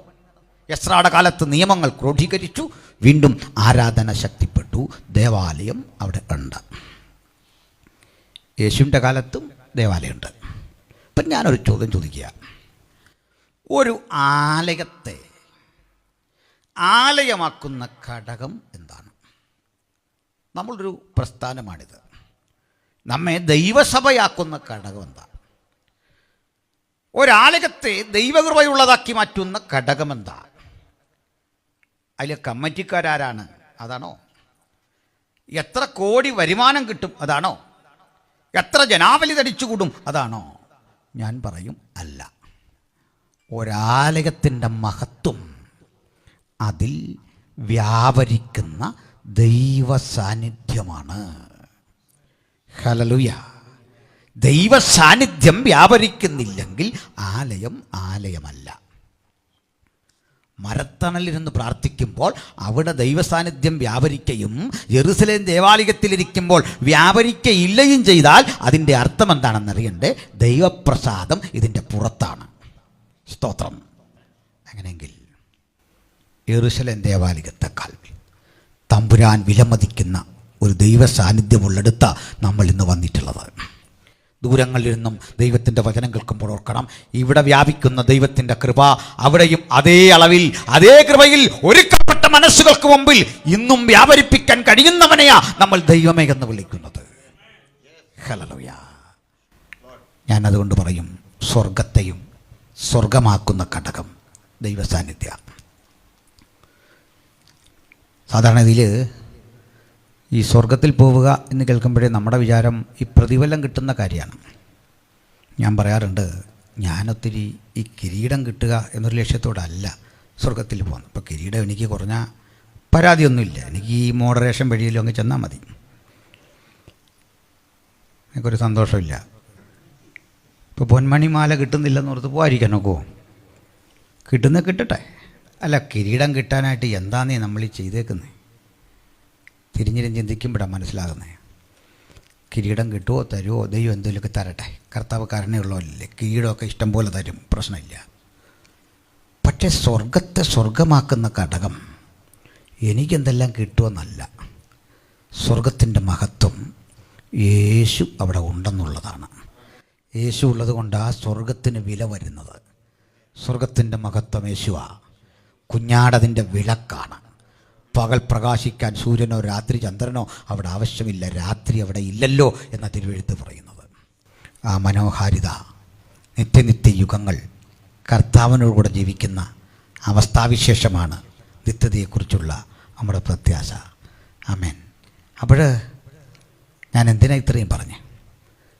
ഈ സ്ഥലത്ത് യേശു വന്നു യെരൂശലേമിൽ. അവിടെ ഒരുത്തനും കർത്താവിന് വേണ്ട. കർത്താവിനെ വേണ്ടാത്തത് അവൻ്റെ കുഴപ്പം തന്നെയാന്ന് ഞാൻ പറയില്ല. അന്ന് കൂടിയതിനെ തന്നെ കുറ്റം പറയാൻ ഒക്കില്ലല്ലോ. എന്താ കാര്യം? ഈ കർത്താവ് വരുന്നു എന്നൊരു കാര്യം പ്രസംഗകരാകട്ടെ, അച്ഛന്മാരാകട്ടെ, പാസ്റ്റർമാരെല്ലാം നമ്മളെ പറഞ്ഞ് എങ്ങനെ ബോധ്യപ്പെടുത്തി? ഒരു യോഗം തുടങ്ങുമ്പോഴേ പറയും, ഇന്ന് രാത്രി കർത്താവ് വന്നിട്ടുണ്ട്, നിലയങ്കി ധരിച്ച്. ആ പറയപ്പെട്ട വെളിപ്പാടിലെ സംഭവം എല്ലാം പറഞ്ഞിട്ട് ചിലർ പറയുന്നത് തേജസ് വാരി ചുറ്റി വന്നു എന്നാണ്. ഞാനൊരാളുടെ ചോദിച്ചു, അതിനെ നന്നായിട്ട് ചുറ്റാനൊന്നും അറിയത്തില്ലായിരുന്നു. ഓടി വാരി വലിച്ച് നമ്മൾ ഈ പാൻറ്റുമൊക്കെ ഇട്ട് ഓടുന്ന പോലെ. അപ്പോൾ നമ്മൾ ഇത്രയും പറയുമ്പോൾ ആൾക്കൊരാവേശമാണ്, കാരണം തേജസ്സേറിയൊരു കർത്താവ്. ഞാൻ ചോദിക്കട്ടെ, യെരൂശലേമിൽ തേജസ്സുള്ളവനായൊരു കർത്താവ് നിന്നിരുന്നെങ്കിൽ, നമ്മൾ ഈ ചിത്രത്തിലൊക്കെ കാണുന്ന പോലെ ഈ കളറടിച്ച ചുറ്റും ഒരു മഞ്ഞ പ്രഭാവലയമൊക്കെ ഉള്ള, അതിപ്പോൾ എല്ലാവരും വെക്കുന്നുണ്ട്, നേരിട്ട് കണ്ടാലില്ല, പടത്തിൽ എല്ലാവരും ആ തേജോ വലയം ഇങ്ങനെ വെക്കുന്നുണ്ട്. ഇതെല്ലാം ഉള്ള ഒരുവനായി യേശു യെരൂശലേമിൽ നിന്നാൽ സകല മനുഷ്യരും യേശുവിനെ അനുഗമിച്ചേനെ. ശരിയാണോ? ശരിയല്ലേ? അത്രയൊന്നും വേണ്ട. അതിലും അത്രയും നാലുമൊന്നും കഴിവില്ലാത്ത ആൾ ടെക്നിക്ക് കൊണ്ട് ആളെ കൂട്ടുന്ന കാലമാണിന്ന്. മനസ്സിലായില്ലേ? ഫോട്ടോഷോപ്പിലെ സംവിധാനം കൊണ്ട് ആളെ ആകർഷിക്കുന്നൊരു ലോകത്ത് നമ്മുടെ കർത്താവ് ഇങ്ങനെ തേജസ് പ്രദർശിപ്പിച്ച് ഈ ഗലീലിയ വഴി ഒന്ന് നടന്നാൽ മതിയായിരുന്നു. ഒരു ചെറിയ സൂര്യവെളിച്ചം തൻ്റെ ചുറ്റും, ഒരു തേജോ വലയം. നമുക്കാർക്കും ഇല്ലാത്തൊരു തേജോ വലയം. അങ്ങനെയൊന്നും ഉണ്ടായില്ല. നമ്മളെപ്പോലൊരു മനുഷ്യൻ. ഉപദേശം എന്താ ഈ പറയുന്നത്? ഞാൻ കാര്യം ഈ പറഞ്ഞത്. കർത്താവ് ശരിക്കും നമ്മളോടും പറഞ്ഞു തന്നൊരു കാര്യം കാത്തിരിക്കുന്നവരറിയണം. ഞാൻ നിൻ്റെ അടുത്ത് വന്നിരുന്നു, നീ അറിഞ്ഞായിരുന്നോ? എപ്പോൾ? ഞാനല്ലേ കഴിഞ്ഞ ദിവസം വിശക്കുന്നവനായിട്ട് നിൻ്റെ അടുത്ത് വന്നു, നഗ്നനായിട്ട് വന്നു. നീ എനിക്ക് ഭക്ഷണം തന്നില്ല, നീ എന്നെ കൈക്കൊണ്ടില്ല, നീ എന്നെ അറിഞ്ഞില്ല. ഇന്നും ഒരു യേശുവിനെ ഇങ്ങനെ കണ്ടാൽ അറിയുന്നവനാണ് യഥാർത്ഥ വെളിപ്പാടുള്ളവൻ. യഥാർത്ഥ വെളിപ്പാടുള്ളവന് ഈ യേശുവിനെ അറിയാൻ പറ്റും. ഈ യേശുവിനെ കണ്ടവന് മാത്രമേ അവൻ്റെ മഹത്വം ദർശിക്കാൻ പറ്റൂ. ഹല്ലേലൂയ. അത് കൃത്രിമ പ്രഭാവലയങ്ങളല്ല, ഇവനിൽ ഞാൻ അനുഭവിക്കുന്നൊരു ദൈവ സാന്നിധ്യം. അത് കണ്ടറിയാത്തൊരു കുടുംബം യേശുവുമായിട്ടിങ്ങനെ പോവുക. ഒരു കുടുംബമാണ്. സത്യത്തിൽ അതൊരു ഭാര്യയും ഭർത്താവും എന്നാണ് എമ്മോസ് വഴി പോയത്. ശിഷ്യന്മാർ എന്ന് പറയുമ്പോൾ ഒരാളൊരു സ്ത്രീയും ഒരു പുരുഷനാണ്, ഭാര്യയും ഭർത്താവാണ്. ആ പോകുന്നവരുടെ കൂടെ യേശു കൂടി കാര്യങ്ങളൊക്കെ പറഞ്ഞുകൊണ്ടിരുന്നപ്പോൾ യേശു പറയാണ്, മന്ദബുദ്ധികളെ. നമ്മളാണെങ്കിൽ അന്നേരം പറയും ആവശ്യമില്ലാത്തൊന്നും വിളിക്കരുത്. പക്ഷേ യേശു അങ്ങനെ വിളിച്ചാൽ അതും ഒരു സുഖമാണ്. പ്രൈസലോ. യേശു സാത്താനേന്ന് വിളിച്ചാൽ അതൊരു സുഖമാണ്. സ്നേഹമില്ലാത്തവൻ സാറേന്ന് വിളിച്ചാൽ, പാസേന്ന് വിളിച്ചാൽ, അച്ചാന്ന് വിളിച്ചാൽ സുഖമുണ്ടോ? ഒരു സന്തോഷമില്ല കാര്യത്തിൽ. എന്നാൽ സ്നേഹമുള്ളവൻ എടാന്ന് വിളിച്ചൊരു സുഖമാണ്. ഞാൻ ഈ മണക്കാലയിൽ സെമിനാറിൽ പ്രസംഗിക്കാനായിട്ടില്ല. ഇപ്പം എൻ്റെ സാറുണ്ടോ അവിടെ, സ്റ്റീവൻ സാറ്. എന്നെ ഇങ്ങനെ അവരെല്ലാം ആദരവോടെ ശരിച്ചപ്പോൾ നീ എന്നടാ നേരത്തെ വന്നതെന്ന് ചോദിച്ചു. സാറ് എടാന്ന് വിളിക്കുന്നത് കേൾക്കാനൊരു ഭംഗിയാണ്, അതിൻ്റെ സുഖം പ്രത്യേകത. വലിയ സ്നേഹം തോന്നി. കാരണം സ്നേഹമുള്ളവൻ്റെ സംബോധന അതിനകത്തുണ്ട്, ശാസന, കരുണ എല്ലാം ഉണ്ട്. സ്തോത്രം. അതിന് തെളിവേ പെൺകുട്ടികളുള്ള അപ്പന്മാരിവിടെ ഉണ്ടല്ലോ. ആ ഉദാഹരണം പറഞ്ഞില്ലേ നോക്കൂ. നിങ്ങൾ ഈ അമ്മമാർ പെണ്ണിനെ വഴക്ക് പറഞ്ഞു നോക്കി, അവൾ മൈൻഡ് ചെയ്യത്തൊന്നുമില്ല. അമ്മ എത്ര വഴക്ക് പറഞ്ഞ പെണ്ണ് മൈൻഡ് ചെയ്യത്തൊന്നുമില്ല. പപ്പ ഒന്ന് പറഞ്ഞു നോക്കി, അവൾ അന്ന് ഹർത്താല, ഭക്ഷണം കഴിക്കുകയില്ല. അമ്മയാണെന്ത് പറയും, അവൾക്ക് വേണ്ടേ കഴിക്കണ്ട, എടുത്തു വെച്ചേ, ഫുഡ് എടുത്തു വെച്ചേ. ഫുഡെല്ലാം എടുത്തു വെച്ചു. അവളെന്ത്, അവൾക്ക് വേണ്ട. നമ്മളിങ്ങനെ ഒന്ന് കറിയൊക്കെ ഒഴിച്ചങ്ങോട്ട് തുടങ്ങും, കുഞ്ഞകത്ത് കിടക്കുക. അപ്പയ്ക്ക് കഴിക്കാൻ പറ്റുമോ? അപ്പം പതുക്കെ ചെല്ലും, വന്നേ കുഞ്ഞിങ്ങി വന്നേ. അവൾ ഒന്നുകൂടെ അങ്ങ് മസിൽ പിടിക്കുക. ഇങ്ങോട്ട് ചേർത്ത് പിടിക്കുമ്പോൾ അവളുടെ കണ്ണങ്ങ് നിറയും. അവൾ അരികിലിരുന്നില്ലെങ്കിൽ പപ്പയ്ക്ക് ഊണ് വരികയില്ല. ഇതുപോലെ ആ സ്വർഗത്തിലെ അപ്പനും ഒത്തിരി അവൻ നമ്മെ ശിക്ഷിക്കും, ഒത്തിരി വഴക്ക് പറയും. ഈ മനസ്സ് നിറിയാൽ അവനപ്പം തിരിച്ചറിയാൻ പറ്റും. ഈ സ്വാതന്ത്ര്യം ദൈവത്തിങ്കിൽ നിന്ന് ആസ്വദിക്കുന്ന കർത്താവിൻ്റെ മക്കളെ ഓർത്തുകൊണ്ട് ഞാൻ ദൈവത്തെ സ്തുതിക്കുന്നു. ചിലപ്പോഴൊക്കെ നമ്മൾ സമൂഹത്തെ കണ്ടിട്ട് പറയില്ലേ, ദൈവശിക്ഷ അവന്. ദൈവശിക്ഷ കിട്ടിയ എത്ര പേരുണ്ട്? നമുക്കും കിട്ടട്ടെ. കാരണം അവൻ ശിക്ഷിച്ച അതിനകത്തൊരു സുഖമുണ്ട് പ്രിയപ്പെട്ടവരെ. എൻ്റെ കാരണം കുഞ്ഞിനെ തല്ലി പരിക്കേൽപ്പിച്ചിട്ട് അവൻ്റെ തുടയിലൊക്കെ അടിയുടെ പാടാണ്. ആ പാടുള്ള ഇടത്തേക്ക് ഈ അപ്പൻ തന്നെ ഇങ്ങനെ കൈകൊണ്ട് തഴുകുമ്പോൾ അവൻ അനുഭവിക്കുന്നൊരു സുഖമുണ്ട്. സ്വർഗത്തിലെ അപ്പൻ എത്ര ആവർത്തി എന്നെ തല്ലിയിരിക്കുന്നു. തെറ്റിപ്പോകുമ്പോഴൊക്കെ അവൻ നേരെ കൊണ്ടുവരാൻ ഒട്ടേറെ ശിക്ഷകൾ തന്ന ഒരു ശരീരം കൊണ്ടാണ് നീ ഞാനും ഇന്ന് രാത്രി ഇവിടെ വന്നിട്ടുള്ളത്. ദൈവത്തിൻ്റെ പൈതലേ, ശിക്ഷയുടെ തെളിവുകൾ കാട്ടി നിൽക്കുമ്പോഴും മറുതലത്തിൽ ആരും കാണാത്ത ആശ്വാസത്തിൻ്റെ കരം കൊണ്ട് അവൻ നമ്മെ ആശ്വസിപ്പിക്കുന്നവനെങ്കിൽ ഈ സന്ദേശം കേൾക്കുന്ന ദൈവത്തിൻ്റെ മക്കളെ, ആ കരം എന്നും ശക്തമായി നമ്മെ തഴുകിക്കൊണ്ടിരിക്കുന്ന ഒരു മനോഹര രാത്രി. കർത്താവ് അവിടെ ചെന്നപ്പോൾ അവർക്ക് വേണ്ട, ആർക്കും വേണ്ട. അവർ നോക്കിയത് യോഗ്യതയൊന്നും കർത്താവിൽ കാണുന്നില്ല. കർത്താവ് അവിടുന്ന് തിരികെ പോരുമ്പോൾ പറയാ, മക്കളെ, നിന്നൊക്കെ ഞാൻ കോഴി തൻ്റെ കുഞ്ഞുങ്ങളെ ചിറകടിയിൽ കാത്തു സൂക്ഷിക്കും പോലെ സൂക്ഷിക്കാൻ എനിക്ക് മനസ്സായിരുന്നു. നിനക്ക് മനസ്സ് വന്നില്ല. ഞാൻ പോവാ. പക്ഷെ ഒരു ദിവസം ഞാൻ ഇതുവഴി വരും. അന്ന് നിങ്ങൾ എന്നെ കല്ലെറിഞ്ഞോടിച്ച നിങ്ങൾ പറയും, നീ യഹോവ അയച്ചിട്ട് വന്ന യഹോവയുടെ നാമത്തിൽ വരുന്നവനാ. നീ വാഴ്ത്തപ്പെട്ടവൻ, വാഴ്ത്തപ്പെട്ടവൻ, വാഴ്ത്തപ്പെട്ടവൻ. യേശു അവിടുന്ന് പോയി. ഏതാനും ദിവസങ്ങൾക്കുള്ളിൽ കർത്താവ് ക്രൂശിക്കപ്പെട്ടു, മരിച്ചു, അടക്കപ്പെട്ടു, ഉയർത്തെഴുന്നേറ്റു. 40 ദിനരാത്രങ്ങൾ തൻ്റെ ശിഷ്യഗണങ്ങൾക്ക് പ്രത്യക്ഷനായി. 500 പേർക്ക് വരെ അവൻ ഒരുമിച്ച് പ്രത്യക്ഷനായി ബോധ്യപ്പെടുത്തി താൻ ജീവിച്ചിരിക്കുന്നു. ഇന്ന് പിതാവിൻ്റെ മഹിമയുടെ വലത്തുഭാഗത്ത് നമുക്ക് വേണ്ടി മധ്യസ്ഥ അണയ്ക്കുന്നു. 2000 ആണ്ടുകൾ ഈ മധ്യസ്ഥതയുടെ യുഗം തുടർന്നുകൊണ്ടിരിക്കുന്നു. ഇപ്പോഴും ഈ മധ്യസ്ഥത അവിടെ തുടർന്നുകൊണ്ടേയിരിക്കുന്നു.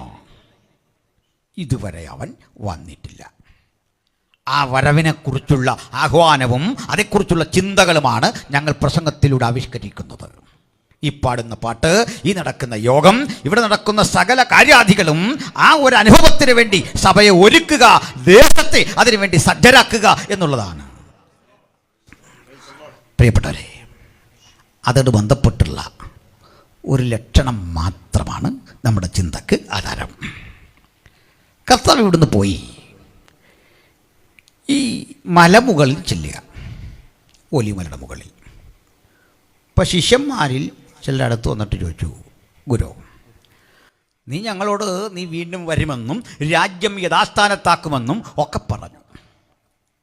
ഞങ്ങൾക്കറിയണ ഒരു കാര്യം, നിന്റെ വരവിനും യുഗാവസാനത്തിനും അടയാളമെന്തെന്ന് പറഞ്ഞു തരണം. ലോകാവസാനം എന്ന് കിടപ്പുണ്ട്, അതല്ല ശരി, യുഗാവസാനം. ശരി പരിഭാഷ എങ്ങനെയാണ്?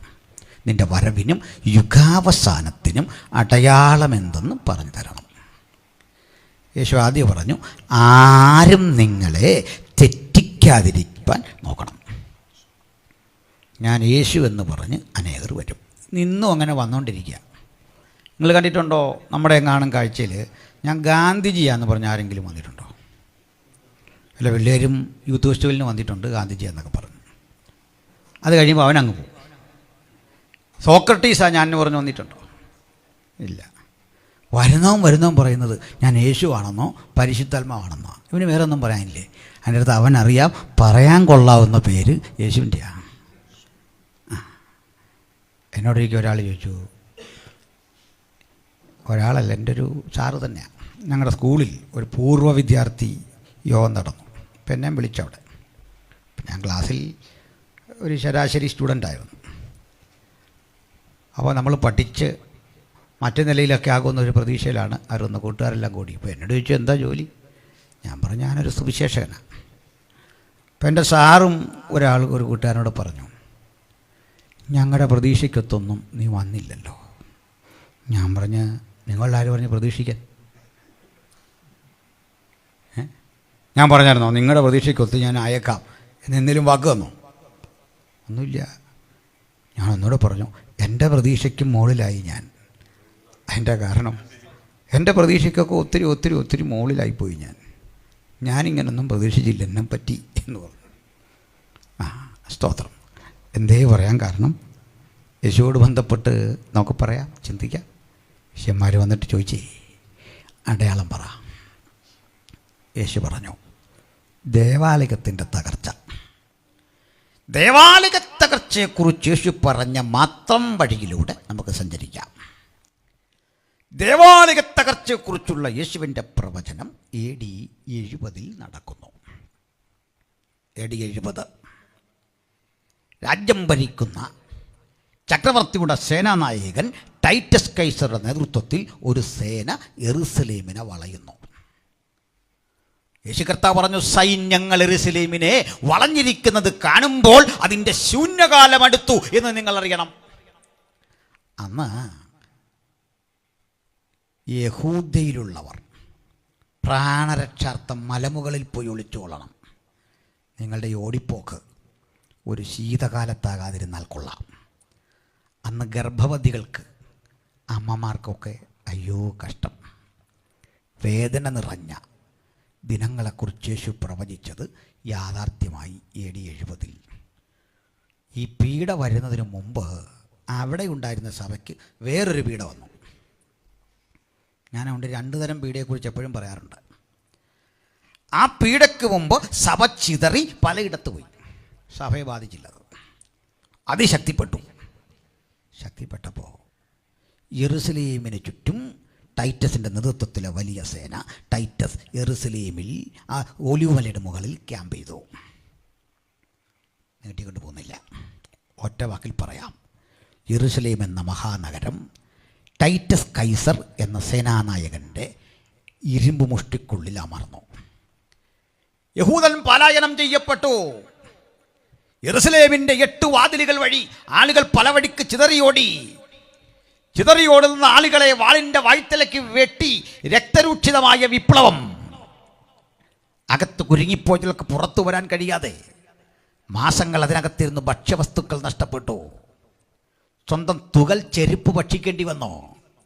തുകൽ ചെരുപ്പ് കടിച്ചു മുറിച്ചു തിന്നേണ്ടി വന്ന സ്ഥിതിവിശേഷം. ചത്തുപോയ മനുഷ്യൻ്റെ ശവശരീരം ഭക്ഷിക്കേണ്ടി വന്ന അവസ്ഥാവിശേഷം. സമനില തെറ്റിയവരായി, പരിസരബോധം നഷ്ടപ്പെട്ടവരായി, നാലുപാടും ആളുകൾ മൃഗതുല്യരായി പാഞ്ഞു പോകുന്ന ഒരു കിരാത നിമിഷങ്ങൾക്കാണ് AD 70 സാക്ഷ്യം വഹിച്ചത്. ഒടുക്കം യഹൂദനില്ലാത്ത ഒരു യെരൂശലേം മറ്റു സ്ഥലങ്ങളിലേക്കായി. ഒടുവിൽ ഈ സ്ഥലം തിരിച്ചു പിടിക്കാൻ യഹൂദൻ എന്നെങ്കിലും ശ്രമിക്കുമെന്ന് ഭയപ്പെട്ടിട്ട് ചക്രവർത്തി ഹദ്രിയൻ AD 123 ആകുമ്പോൾ ഒരു 50 കൊല്ലം കൂടി കഴിഞ്ഞപ്പോൾ ഒരു ഉത്തരവിട്ടു.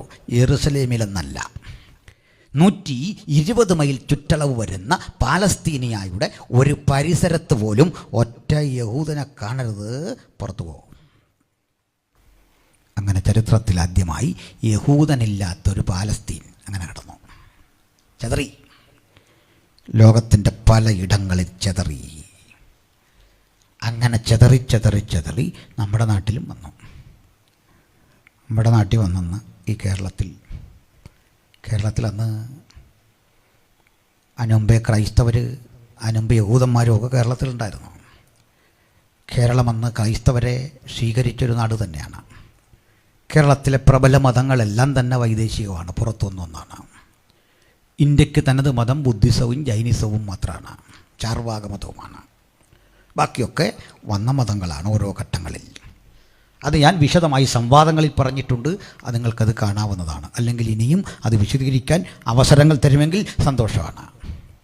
ശരിക്കും പറഞ്ഞാൽ ഇന്ത്യ എന്ന് പേർച്ചൊല്ലി വിളിക്കാവുന്ന വിധം ഒരു സംവിധാനം ചന്ദ്രഗുപ്ത മൗര്യന് ശേഷമുണ്ടായതാണ്. 618 നാട്ടുരാജ്യങ്ങളായി ഛിന്ന ഭിന്നമായി കിടന്ന നാട്ടുരാജ്യങ്ങളായിരുന്നു ഇന്ത്യ. വ്യത്യസ്ത ഭാഷകൾ, വ്യത്യസ്ത അഭിരുചികൾ, വ്യത്യസ്ത സംസ്കാരങ്ങൾ, അങ്ങനെ കിടന്ന ഇന്ത്യ. പക്ഷെ അന്ന് നമ്മൾ കേരളം ഉണ്ടല്ലോ, മലയാളക്കര, അവർ ക്രൈസ്തവരെയൊക്കെ സ്വീകരിച്ചു. അതിൽ ഒരു ക്രൈസ്തവനുണ്ടായിരുന്നു, മാത്തൻ എന്നായിരുന്നു പേര്. മാത്തന് കച്ചവടം നടക്കാൻ രാജാവ് പതിച്ചു കൊടുത്ത കടൽ തീരുണ്ടായിരുന്നു. മാത്തനും കൂട്ടർക്കും വസിക്കാനും കച്ചവടം നടത്താനും രാജാവ് പതിച്ചു കൊടുത്ത ആ സ്ഥലത്തെ ആളുകൾ വിളിച്ചു മാത്തൻ്റെ ചന്ത എന്നർത്ഥത്തിൽ മാത്തൻ്റെ ചേരി.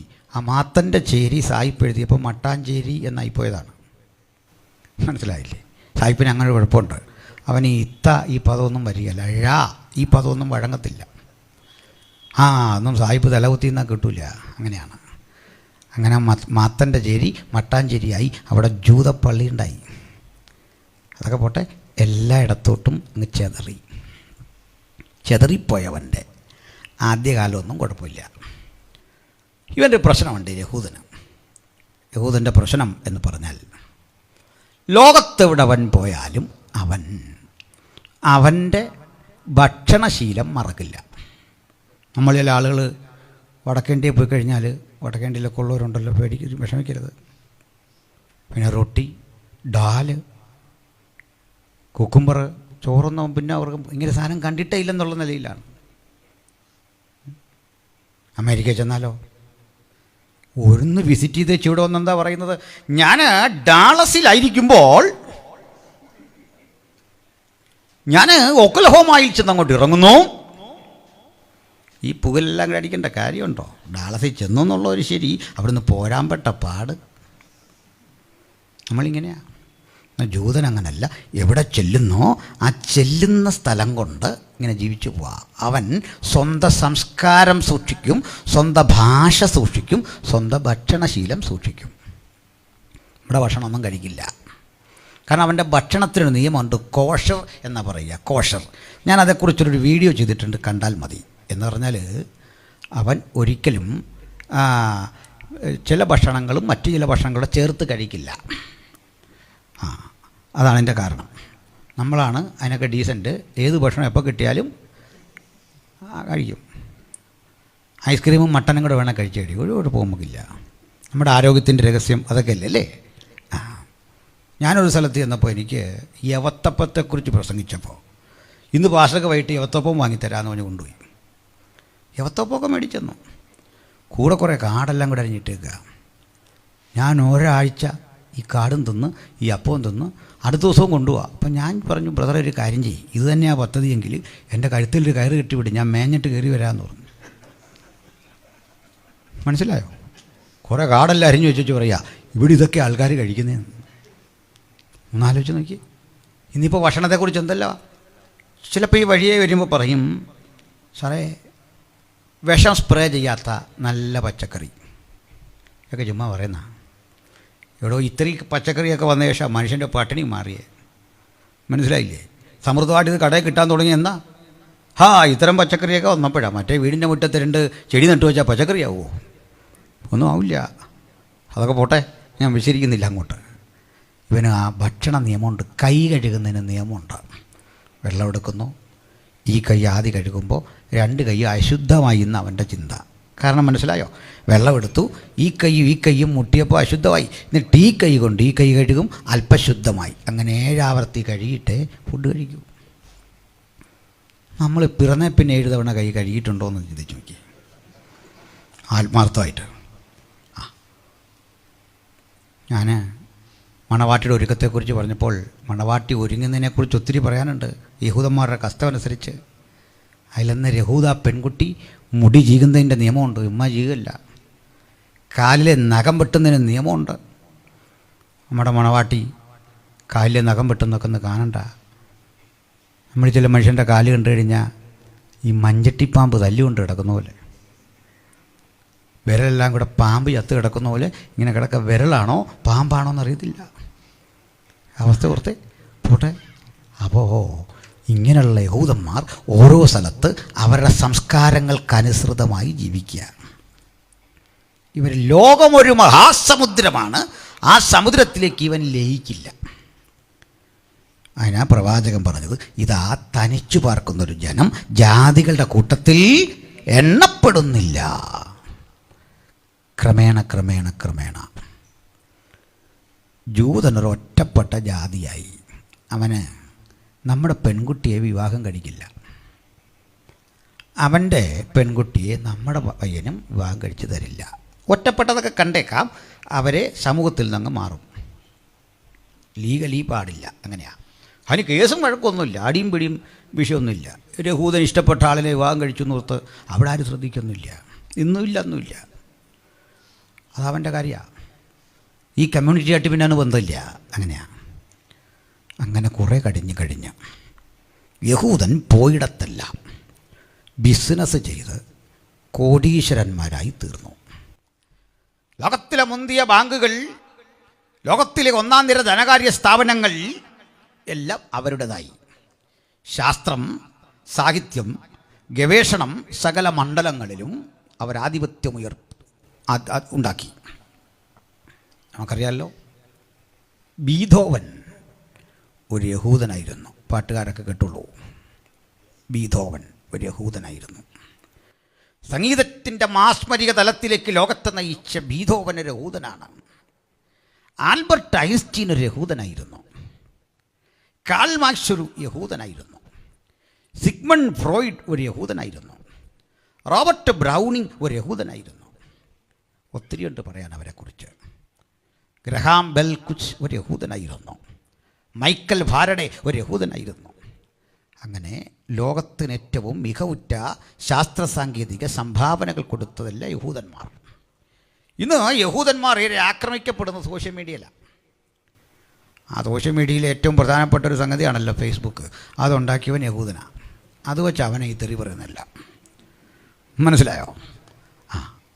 അതൊക്കെ പോട്ടെ. അവന് നമ്മൾ തെറി പറയുമ്പോഴും വലിയ സന്തോഷം. അവന് കാശ് കിട്ടുക. ഒരു തവണ നമ്മൾ കയറുമ്പോഴേക്ക് അവന് കിട്ടേണ്ട അവിടെ കിട്ടിക്കൊണ്ടിരിക്കുക. നമ്മൾ ചീത്തയോ തെറിയോ എന്തെങ്കിലും പറഞ്ഞോട്ടെ നിർത്തം അവനിരിക്കുകയാണ്. പോട്ടെ. അങ്ങനെ ലോകാധിപത്യം പിടിച്ചെടുത്ത യഹൂദൻ്റെ ആദ്യഘട്ടം കഴിഞ്ഞു. അടുത്ത ഘട്ടമാകുമ്പോഴേക്കും യഹൂദൻ പീഡിപ്പിക്കപ്പെടാൻ തുടങ്ങി. ലോകത്തിലെ പല രാഷ്ട്രങ്ങൾ യഹൂദനോട് ഒരസ്പർശ്യത ഉണ്ടാക്കി. യഹൂദൻ ലോകത്തെ ബാധിച്ച ക്യാൻസറാണ്. അവനെ മുറിച്ചു മാറ്റണം. പ്രമുഖങ്ങളായ ലോകരാഷ്ട്രങ്ങൾ വിടക്ക് കണ്ണുകളോട് അവനെ കാണാൻ തുടങ്ങി. ഒഴിവാക്കാൻ ശ്രമം നടത്തി. ഒത്തിരി വിശദീകരിക്കാനുണ്ട്, ഞാൻ കിടക്കണില്ല, ചിലത് മാത്രം പറയാം. ജർമ്മനിയിൽ ഹിറ്റ്ലർ, ഇറ്റലിയിൽ മുസോളിനി, റഷ്യയിൽ സർചക്രവർത്തിമാർ കിരാതമായ യഹൂദപീഡയുടെ ഓരോ മണ്ഡലങ്ങളിൽ കൂടി കടന്നുപോയി. ഹിറ്റ്ലർ യഹൂദനെ പീഡിപ്പിച്ച രീതികൾ വിവരണാതീതമായിരുന്നു. കലാലയങ്ങളിൽ പഠിക്കുന്ന കുട്ടികൾക്ക് നേരെ വർണ്ണവെറിയുടെയും വിവേചനത്തിൻ്റെയും അവസ്ഥാവിശേഷങ്ങൾ ഉണ്ടാക്കി. ഒരു കുട്ടിക്ക് എത്ര കഠിന പരിശ്രമം ചെയ്ത് ജയിച്ചാലും ജയിച്ച കുട്ടി യഹൂദനാണെങ്കിൽ പറയും ഇവൻ കോപ്പി അടിച്ചതാണ്. നേരായ വഴിയിലല്ല അവൻ്റെ ജയം. മുന്തിയ ഫീസ് കൊടുക്കണം. യാതൊരു ആനുകൂല്യങ്ങളും ഒരു പരിഗണനയും സ്കൂളിൽ നിന്നില്ല. അതൊക്കെ പോകട്ടെ. ഒരു വാഹനത്തിൽ തദ്ദേശവാസിയായ ഒരു മനുഷ്യനും യഹൂദനും യാത്ര ചെയ്താൽ സീറ്റിലിരിക്കാൻ നിർവാഹമില്ല. അഥവാ ഇരുന്നാൽ നാട്ടുകാരൻ വരുമ്പോൾ എഴുന്നേറ്റ് നിൽക്കണം, സീറ്റ് കൊടുക്കണം, ഇരട്ടി കൂലിയും കൊടുക്കണം. കാര്യം ചോദിച്ചാൽ പറയും ബിക്കോസ് യു ആർ എ ജൂ. നീ ഒരു ജൂതനാണ്, നീ ശപിക്കപ്പെട്ടവനാണ്, നീ യേശുവിനെ ക്രൂശിച്ചവനാണ്, കുറ്റം ചുമത്തി അവഹേളിച്ച് അപമാനിച്ചവനെ മറ്റും.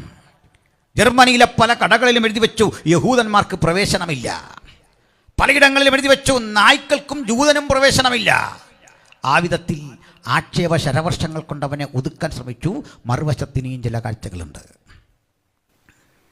പ്രിയപ്പെട്ടവരെ, ഒരു നിസാര കുറ്റത്തിനും പോലീസ് പിടിച്ചാൽ എതിർപക്ഷത്തെ യഹൂദനെങ്കിൽ പോലീസിന് പ്രത്യേകിച്ചൊന്നും കേൾക്കണ്ട, നീ കുറ്റവാളി തന്നെ, നിനക്ക് ക്രിമിനൽ മനസ്സാണ്, നീ കുറ്റവാളിയാണ്. മുൻവിധിയോടുകൂടി കോടതികൾ പോലും വിധി പറഞ്ഞു. ലോകത്തിൻ്റെ പലയിടങ്ങളിൽ ഭീതിജനകമായ അന്തരീക്ഷങ്ങളിൽ കൂടി കടന്നുപോയി. അതിൽ മാനസിക പീഡയുടെ ഘട്ടം കഴിഞ്ഞപ്പോൾ ശാരീരിക പീഡയുടെ വിധങ്ങളൊക്കെ ഒരു പൊതുജന സമക്ഷം പ്രസംഗിച്ചുകൂടാ. നമുക്കറിയാം, ഹിറ്റ്ലറും മറ്റും പീഡിപ്പിച്ച കോൺസെൻട്രേഷൻ ക്യാമ്പുകൾ. വലിച്ചു കെട്ടിയ മുള്ളുവേലിക്കുള്ളിലേക്ക് 90 ഡിഗ്രി ആംഗിളിൽ വലിച്ചു കെട്ടിയ മുള്ളുവേലികൾക്കിടയിൽ കൂടി നഗ്നരാക്കി യഹൂദന്മാരെ ഓടിക്കുക. ഓടിപ്പോകുന്ന വഴിക്ക് എതിർപക്ഷത്ത് നിന്ന് കടിച്ചു കീറാൻ കെൽപ്പുള്ള നായ്ക്കളെ അടിച്ചുവിടുക. പ്രാണരക്ഷാർത്ഥം ഓടിക്കയറി മുള്ളുവേലികളിൽ പിടക്കുന്ന ആളുകളുടെ ശരീരത്തിലേക്ക് മുള്ളുകൾ ആഞ്ഞുതറച്ചിട്ട് മാംസപിണ്ഡങ്ങൾ അവിടെ ഇറുന്നു വീഴുക. ഈ ഘട്ടത്തിൽ ഷോക്ക് കയറ്റിവിട്ട് ഇലക്ട്രിസിറ്റി കടത്തിവിട്ട് ആളുകളെ കൊല്ലുക. ഈ ശരീരങ്ങൾ ചുമക്കാൻ ചെറുപ്പക്കാരായ യഹൂദന്മാരെ വെക്കുക. തീവണ്ടി എഞ്ചിനിൽ നിന്നും പുറന്തള്ളുന്ന കാർബൺ മോണോക്സൈഡ് വാതകമുണ്ടല്ലോ, ഡീസൽ എഞ്ചിൻ പ്രവൃത്തികൾ വരുന്ന കറുത്ത പുക, ആ പുക യു ആകൃതിയിലുള്ളൊരു പൈപ്പിലൂടെ തിരിച്ച് വാഗണിനുള്ളിലേക്ക് കടത്തിവിട്ടിട്ട്, പണ്ട് നമ്മുടെ ഇന്ത്യയിലും ഉണ്ടായിട്ടുണ്ട് വാഗൺ ട്രാജഡി. ഈ വിധത്തിലുള്ള സംവിധാനങ്ങളിലൂടെ ഈ കാർബൺ മോണോക്സൈഡ് ശ്വസിച്ച് ആളുകൾ മരിക്കും. നല്ല സുന്ദരന്മാരാണ് യഹൂദന്മാർ. അവർ കറുത്ത് കരിവാളിച്ച് അവിടെ വീഴും. ഈ വീണ് കിടക്കുന്ന ശവശരീരം ഒരു മനുഷ്യൻ്റെതേതോ എന്നുപോലും അറിയാൻ കഴിയാത്ത വിധത്തിൽ ആരുടേതെന്നറിയാതെ മറ്റ് യഹൂദന്മാർ ചുമന്നുകൊണ്ട് കത്തിക്കാൻ പോകുകയാണ്. ഒരു യഹൂദൻ ഈ ശരീരം ചുമന്നു കൊണ്ടുപോകുമ്പോൾ കൊണ്ടുപോകുന്ന എൻ്റെ അപ്പനെയാണോ അമ്മയാണോ സഹോദരനെയാണോ സഹോദരിയാണോ എന്നറിയാതെ അങ്ങനെ കൊണ്ടുപോകുക. ഈ മനുഷ്യനെ കത്തിച്ച് ശേഖരിക്കുന്ന കൊഴുപ്പ് കൊണ്ട് സോപ്പുണ്ടാക്കുക. അവൻ്റെ ശരീരം കത്തിച്ച ചാരം കൊണ്ട് വളമാക്കി മാറ്റുക. സ്ത്രീകളെയും മറ്റും പീഡിപ്പിച്ച രീതികൾ ഒരു പൊതുജന സമക്ഷം പറയാൻ വയ്യ.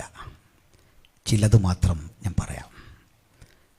ഗർഭസ്ഥ അവസ്ഥയിലിരിക്കുന്ന അമ്മയെ അല്ലെങ്കിൽ ഗർഭവതിയായ ഒരു സ്ത്രീയെ മരവിപ്പിക്കാതെ അവളുടെ ഉദരം കീറുക. ഗർഭസ്ഥ ശിശുവിനെ വലിച്ചു പുറത്തെടുക്കുക. ഈ ശിശുവിനെ കൊന്നുടച്ചു പരുവപ്പെടുത്തി ഒരു ലിക്വിഡാക്കി മാറ്റുക. അതുകൊണ്ട് സൗന്ദര്യവർദ്ധക വസ്തുക്കൾ ഉണ്ടാക്കുക. മനുഷ്യ ശരീരത്തിൻ്റെ ത്വക്കിനോട് അലൈൻമെൻറ്റ് കൃത്യമായി കിട്ടാൻ ഈ ലിക്വിഡ് പ്രയോജനപ്പെടുത്തുക. യൂറോപ്പിൻ്റെ വിപണിയിൽ ഷാമ്പുവായി, അതല്ലെങ്കിൽ സൗന്ദര്യവർദ്ധക വസ്തുക്കളായി, സോപ്പായിട്ട്, വ്യത്യസ്ത തരത്തിലുള്ള ഇത്തരത്തിലുള്ള ഉപയോഗ വസ്തുക്കളായി മനുഷ്യ ശരീരം മാറാൻ തുടങ്ങി. താരതമ്യേന സുന്ദരന്മാരാണ് യഹൂദന്മാർ. അവരെ ത്വക്ക് ഉരിഞ്ഞെടുത്ത് സംസ്കരിച്ച് വാനിറ്റി ബാഗുകൾ ഉണ്ടാക്കി ശിങ്കാരി മാനുകളുടെ തോലാണെന്നുള്ള വ്യാജേന യൂറോപ്പിൻ്റെ വിപണിയിൽ വിറ്റഴിച്ചു. 1-2 പേരല്ല, 1,10,00,000 പേരെ ഹിറ്റ്ലർ ജീവകാലത്ത് വകവരുത്തി. 60 ലക്ഷവും യഹൂദന്മാർ. ഒരു വസ്തുതയുണ്ട്. നമ്മുടെ കർത്താവിനെ ക്രൂശിക്കാൻ വിളിക്കുമ്പോൾ കുറ്റബോധം കൊണ്ടൊടുവിൽ പീലാത്തോസ് ഒരു കാര്യം പറഞ്ഞു. ഈ നീതിമാൻ്റെ രക്തത്തിൽ എനിക്ക് പങ്കില്ല. കണ്ടുനിന്ന ജൂതപ്പരീക്ഷകൾ പറഞ്ഞു, ആ രക്തം ഞങ്ങളുടെ മേലും ഞങ്ങളുടെ തലമുറ മേലും വരട്ടെ. കാലം കാത്തുവെച്ച ഇത്തരമൊരു കാവ്യനീതി ചിലക്ക് തിരിച്ചടികളായി ഭവിച്ചപ്പോൾ നമുക്കൊരു കാര്യം മനസ്സിലായി.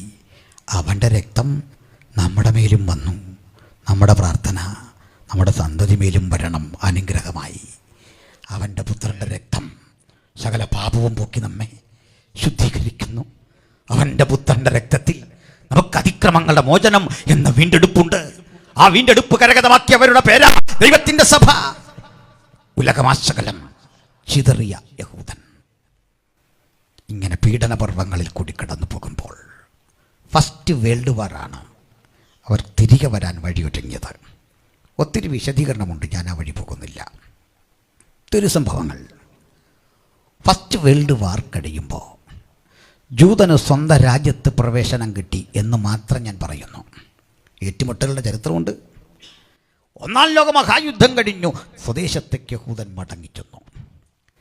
രണ്ടാം ലോകമഹായുദ്ധം കഴിഞ്ഞു. 1948 മെയ് മാസം 14 ജൂതന് പ്രത്യേകിച്ചാരുടെയും പിന്തുണയോ സംരക്ഷണമോ ഇല്ലാതെ അവർ തീരുമാനിച്ചുറച്ചു, ഞങ്ങൾ ഇന്നു മുതൽ ഒരാശ്രിത രാജ്യമല്ല, സ്വതന്ത്രവും പരമാധികാരവുമുള്ള ഒരു റിപ്പബ്ലിക്കാണ്. ഇന്ത്യ ഉൾപ്പെടെയുള്ള രാജ്യങ്ങൾ അംഗീകരിച്ചു, അമേരിക്കയും ഒക്കെ അംഗീകരിച്ചു. അംഗീകരിക്കാത്ത രാജ്യങ്ങളുണ്ടായിരുന്നു. പക്ഷേ ഐക്യരാഷ്ട്രസഭയിൽ വോട്ടിനിട്ടപ്പോൾ 11 രാജ്യങ്ങൾ പരസ്യമായിട്ട് എതിർത്തു. ഭൂരിപക്ഷ രാജ്യങ്ങൾ നിഷ്പക്ഷത പാലിച്ചു. 33 വോട്ടുകളുടെ ഭൂരിപക്ഷത്തിൽ അവരൊരു സ്വതന്ത്ര രാഷ്ട്രമായി മാറി. എന്നൊരു കാഴ്ച അറിയാമോ? ലോകത്ത് ഏറ്റവും അധികം ആയുധങ്ങൾ നിർമ്മിക്കുന്ന രാഷ്ട്രം അവരാണ്. വൻ ആയുധ വിപണി അവരുടെ കയ്യിലാണ്. അവരോട് ഏറ്റവും അധികം ആയുധം വിലയ്ക്ക് വാങ്ങുന്ന രാജ്യം ഇന്ത്യയാണ്. അതിന് കാരണമൊക്കെ ഉണ്ട്. കിഴക്ക് നിന്ന് വരുന്ന രാജാക്കന്മാർക്ക് വഴിയൊരുക്കാൻ യൂഫ്രട്ടീസിലെ വെള്ളം വറ്റി എന്നൊരു പ്രയോഗമുണ്ട് വെളിപ്പാടിൽ. പ്രവചനപരമായ ഒത്തിരി സംഭവങ്ങൾ ഇങ്ങനെ അടുക്കൻ ചിട്ടയോടും കൂടി വിശദീകരിക്കേണ്ടതാണ്. ഇത് ഒരു പരമ്പര പോലെ ഞങ്ങൾ പ്രസംഗിക്കുന്നത് കൊണ്ട്, കഴിഞ്ഞ ദിവസവും ഇന്നും നാളെയും ഒക്കെയായി ഒരു ചിന്ത പോലെ കേൾക്കേണ്ടത് കൊണ്ട് പാതി വഴിയിൽ കൊണ്ടെത്തിക്കുവാനേ എനിക്ക് സാധിക്കൂ. തീർച്ചയായും നിങ്ങൾ ഈ 3 രാത്രി പ്രസംഗങ്ങളും കേൾക്കേണ്ടതുണ്ട്. ഞാൻ അവസാനിപ്പിക്കാൻ ബാധ്യസ്ഥനാകുന്നു. സഹചര്യം പറയട്ടെ, ഈ രാഷ്ട്രം തിരിച്ചു ചെന്നു. ഇന്ന് വലിയ അടി നടക്കുക അവിടെ. പാലസ്തീൻ യഹൂദ സംഘടനം. ഞാൻ ഈ കോവളത്ത് വഴി ഒരു മീറ്റിങ്ങിന് അങ്ങോട്ട് പോവാം, വർഷങ്ങൾക്കപ്പുറത്ത് 5-8 വർഷമായി. കോവളത്ത് ചെല്ലുമ്പോഴേക്ക് ഒരു ജാഥ വരുന്നു. അപ്പോൾ ഈ ജാഥയുടെ തിരക്ക് കാരണം ഞാൻ ഇതങ്ങ് പോകട്ടെ എന്നോർത്ത് വണ്ടി സൈഡിൽ ഒതുക്കിയിട്ട് ആ സമയത്തൊരു ചായ കുടിക്കാൻ കയറി. അപ്പോൾ ഞാൻ ഈ യോഗം തുടങ്ങിയാൽ പിന്നെ വെള്ളം കുടിക്കില്ല. പലരും എന്നെ വെള്ളം കുടിപ്പിക്കാൻ നോക്കിയിട്ടുണ്ട്. ആവശ്യത്തിന് സ്റ്റോക്ക് ചെയ്തിട്ട് കയറും, പിന്നെ ഇടയ്ക്ക് തീരുന്ന കണക്ക്. അപ്പോൾ ഇപ്പോൾ ഒരു ചായ കുടിച്ചേക്കാന്നോർത്ത് കയറി. അപ്പോൾ ഇവരുണ്ടായി യോഗം നിർത്തിയിട്ട് അവർ കുറേ പേര് ചായ കുടിക്കാൻ കയറി പ്രസംഗിക്കാൻ പോവാം. അപ്പോൾ ഞാൻ ചോദിച്ചു, സാറേ എന്നാ നിങ്ങളുടെ പരിപാടി? അപ്പോൾ പുള്ളി പറഞ്ഞു, അതിലൊരു ആൾ പറഞ്ഞു, ഞങ്ങളെ ഈ പാലസ്തീനിൽ പിഞ്ചോമനകൾ വധിക്കപ്പെടുന്നു, അവിടെ അങ്ങനുണ്ട് ഇങ്ങനുണ്ട് എല്ലാം പറഞ്ഞിട്ട് പറഞ്ഞു, അതിനെതിരെ ഒരൈക്യദാർഢ്യം പാലസ്തീൻ ജനതയോട് പ്രഖ്യാപിച്ച് ഞങ്ങളിത് വഴി പോകാമെന്ന് പറഞ്ഞു. ഞാൻ പറഞ്ഞു, എൻ്റെ എല്ലാ പിന്തുണയും നിങ്ങൾക്കുണ്ട്. നല്ലൊരു കാര്യം ഇത്. കാരണം എവിടെയാണ് കുഞ്ഞുങ്ങൾ പീഡിപ്പിക്കപ്പെടുന്നത്? പാലസ്തീനിൽ. പ്രകടനം എവിടെ? കോവളത്ത്. ഇത് നല്ലൊരു കാര്യമാണ്. ഇനി ഇങ്ങനെയുള്ള കാര്യങ്ങൾ ഇനിയും നടത്തണം. സമയം കിട്ടുവാണെങ്കിൽ പാലസ്തീനിൽ കൂടെ പോകണം, അങ്ങോട്ട് ചെല്ലണം. നിന്നെ പുകച്ച് കത്തിച്ച് ചാരമാക്കി ഇങ്ങോട്ട് അയക്കും. എന്താ മനസ്സിലാക്കിയിരിക്കുന്നത്? അതൊക്കെ കണ്ടു മനസ്സിലാക്കണ സംഭവം എന്താന്ന്. പട്ടാളം 9ാം ക്ലാസ്സിൽ പഠിക്കുമ്പോഴേ പെൺകുട്ടികൾ ചിട്ടയുള്ള കേണൽമാരായിട്ടാണ് പുറത്ത് വരുന്നല്ല, കണ്ടീഷനായിട്ട് അങ്ങോട്ട് നിൽക്കുകയാണ്. കുതിരകളെ കൊടുത്തിരിക്കുക. നമ്മളിവിടെ സ്കൂട്ടർ മേടിച്ച് കൊടുക്കുന്നതിന് പകരം കുതിര. ഈ മലയൊന്നും കളയാൻ പാടില്ല. സ്വതസിദ്ധമായ ആ മലകൾ ജെനുവിനായിട്ട് കിടക്കണം. അവിടെയൊക്കെ ഇങ്ങനെ പട്രോളിങ്ങിന് പോകുന്ന കുതിരപ്പുറത്താണ്. കൊച്ചു പെൺകുട്ടികൾ യുദ്ധസന്നദ്ധരായിട്ട് വരിക. എങ്ങോട്ട് നോക്കിയാലും സ്ത്രീകളാണ്. ടാക്സി ഓടിക്കുന്ന സ്ത്രീകൾ, പ്രധാനപ്പെട്ട ഗവേഷണ കേന്ദ്രങ്ങളിൽ സ്ത്രീകൾ. അപ്പോൾ പ്രധാനപ്പെട്ട ഇടങ്ങളിൽ, വിശേഷിച്ച് ആ സെക്യൂരിറ്റിയൊക്കെ ഉള്ള മേഖലയില്ലേ, അതെല്ലാം ഹോം അഫയേഴ്സിലെല്ലാം സ്ത്രീകളാണ്. വെറുതെ വെച്ചേക്കുന്നതല്ല. പ്രവാചകൻ പറഞ്ഞു, അന്നാളിൽ അവരുടെ സ്ത്രീകൾ അവരുടെ പുരുഷനെ കാക്കും. കേട്ടല്ലോ? അതിനൊരെൻ്റെ പൊന്നച്ച, നമുക്ക് കുറേ സ്ത്രീകൾ, കൂലി ഞാൻ പറയുന്നില്ല. അന്നാളിൽ അവരുടെ സ്ത്രീകൾ അവരുടെ പുരുഷനെ കാക്കുമെന്നു. ഇപ്പോൾ കാക്കണമെന്നൊന്നും നമുക്കില്ല, എങ്ങനെയും ഒന്ന് ജീവിച്ചു പോകാൻ വളരെ അനുവാദം തന്നാൽ മതി. അതായി പറഞ്ഞു വരുന്നത്. അല്ല, കാക്കണമെന്നില്ല. ഇതാണ് പാലസ്തീൻ. പോട്ടെ, രാജ്യം അഭിവൃദ്ധിപ്പെട്ടു. 120 മൈൽ ചുറ്റളവുള്ളൊരു ചെറിയ രാജ്യം. അതിനകത്താണ് zone A, zone B, zone C എന്ന് പറഞ്ഞ് 3 പാലസ്തീനികൾ കിടക്കുന്നത്.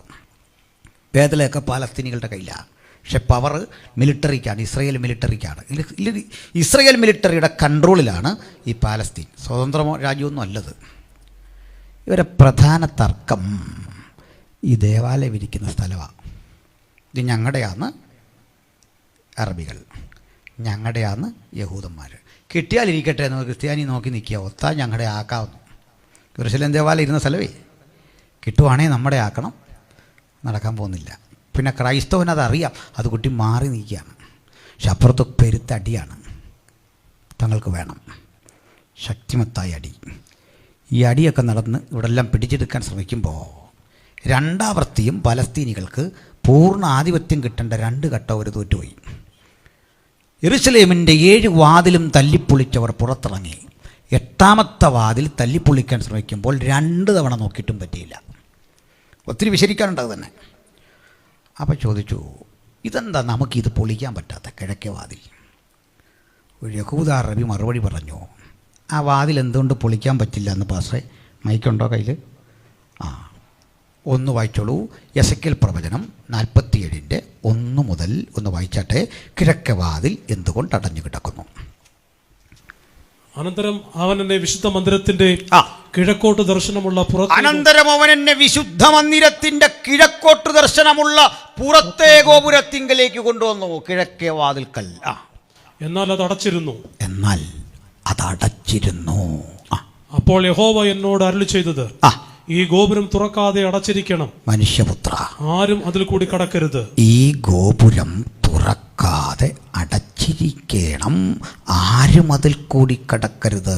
കാരണം ഇസ്രായേലിന്റെ ദൈവമായ യഹോവ അതിൽ കൂടി അകത്ത് കടന്നത് കൊണ്ട് അത് അടച്ചിരിക്കണം. ദൈവമഹത്വം ഇതിനുള്ളിൽ കൂടി കടന്നതുകൊണ്ട് അത് അടച്ചിരിക്കണം. ഞാൻ പറഞ്ഞു, ഞാൻ പ്രസംഗിക്കുന്ന രാത്രി വരെ അത് തുറക്കാൻ ചങ്കുറപ്പുള്ള ഒരുത്തനെയും കാലം കണ്ടില്ല. യഹൂദ നബി പറഞ്ഞു, പക്ഷേ ഒരു ദിവസം ഇത് തുറക്കും. ആരാ തുറക്കുന്നത്? ആരും അടയ്ക്കാതെ വണ്ണം തുറക്കുന്നവൻ, ആരും തുറക്കാതെ വണ്ണം അടയ്ക്കുന്നവൻ ഒരു ദിവസം ഇവിടെ വരും. അന്ന് ഈ വാതിൽ തുറക്കും.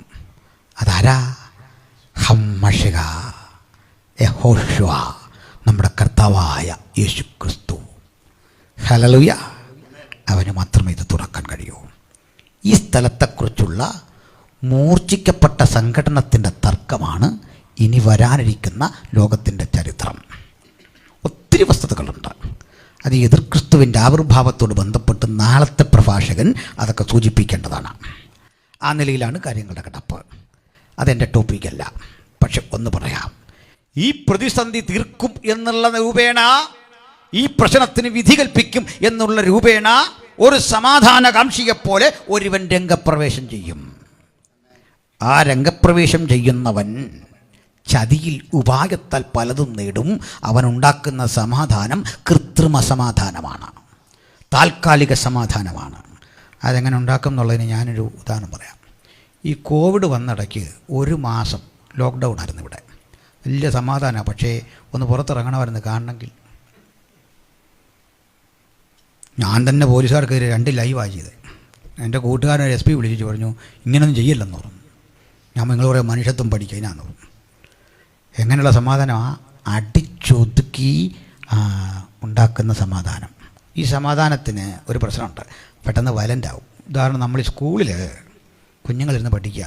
അവൻ മിസ് പറയും ചിരിക്കരുത്, കരയരുത്, അനങ്ങരുത്, മിണ്ടായിരുന്നോണം എന്നെല്ലാം ഇങ്ങനെ പറഞ്ഞ് പോകും. കുഞ്ഞുങ്ങളിങ്ങനെ ഇരിക്കല്ലേ, ഇങ്ങനെ അങ്ങോട്ട് ഇരിക്കുമ്പോൾ ഒരു കൂട്ടവല്ല് കേൾക്കാം.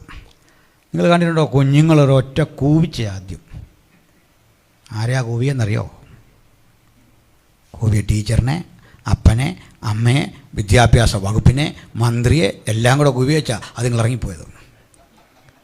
പിടികിട്ടിയോ? അത് പ്രതിഷേധമാണ്, ചുമ്മാ ഒന്നുമില്ല. കർഷക റാലിയേക്കാൾ വലിയ പ്രതിഷേധമാണ് അതുങ്ങളെ കാണിച്ചേ. അടക്കി വെച്ച സമാധാനം, ആ മഴയ്ക്ക് മുമ്പുള്ള ശാന്തത, കൊടും ക്രൂരതയുടെ നാളുകൾ അങ്ങനെ സംജാതമാകുമ്പോൾ എല്ലാവരെയും അമ്പരപ്പിക്കുന്നൊരു കാഴ്ച. ആ കാഴ്ച അന്നാളിൽ കിഴക്കൊലിവുമലയിൽ അവൻ്റെ പാദം അമരും. ഇടയ്ക്കുള്ള കാര്യമൊക്കെ നാളെ കേൾക്കാം. ആ പാദം അമരുമ്പോൾ ഒലിവുമല രണ്ടായി പിളരും. ഇത് ക്രിസ്തു എന്നവനെ അവൻ തോൽപ്പിച്ച് ബന്ധനസ്ഥനാക്കി ഒരു മൂലക്ക് ഒതുക്കാൻ പോവുക. പിശാചും സാത്താനും എന്ന പഴയ പാമ്പായവനെ അവൻ ബന്ധനസ്ഥനാക്കി 1000 ആണ്ടേക്ക് ചങ്ങലയിലിടാൻ പോവുക. അതിനു മുമ്പ് എതിർ ക്രിസ്തു എന്നവനെ കൂടെയുള്ള കള്ളപ്രവാചകനെ ഗന്ധക തീപ്പൊയ്കയിൽ തട്ടാൻ പോവുക.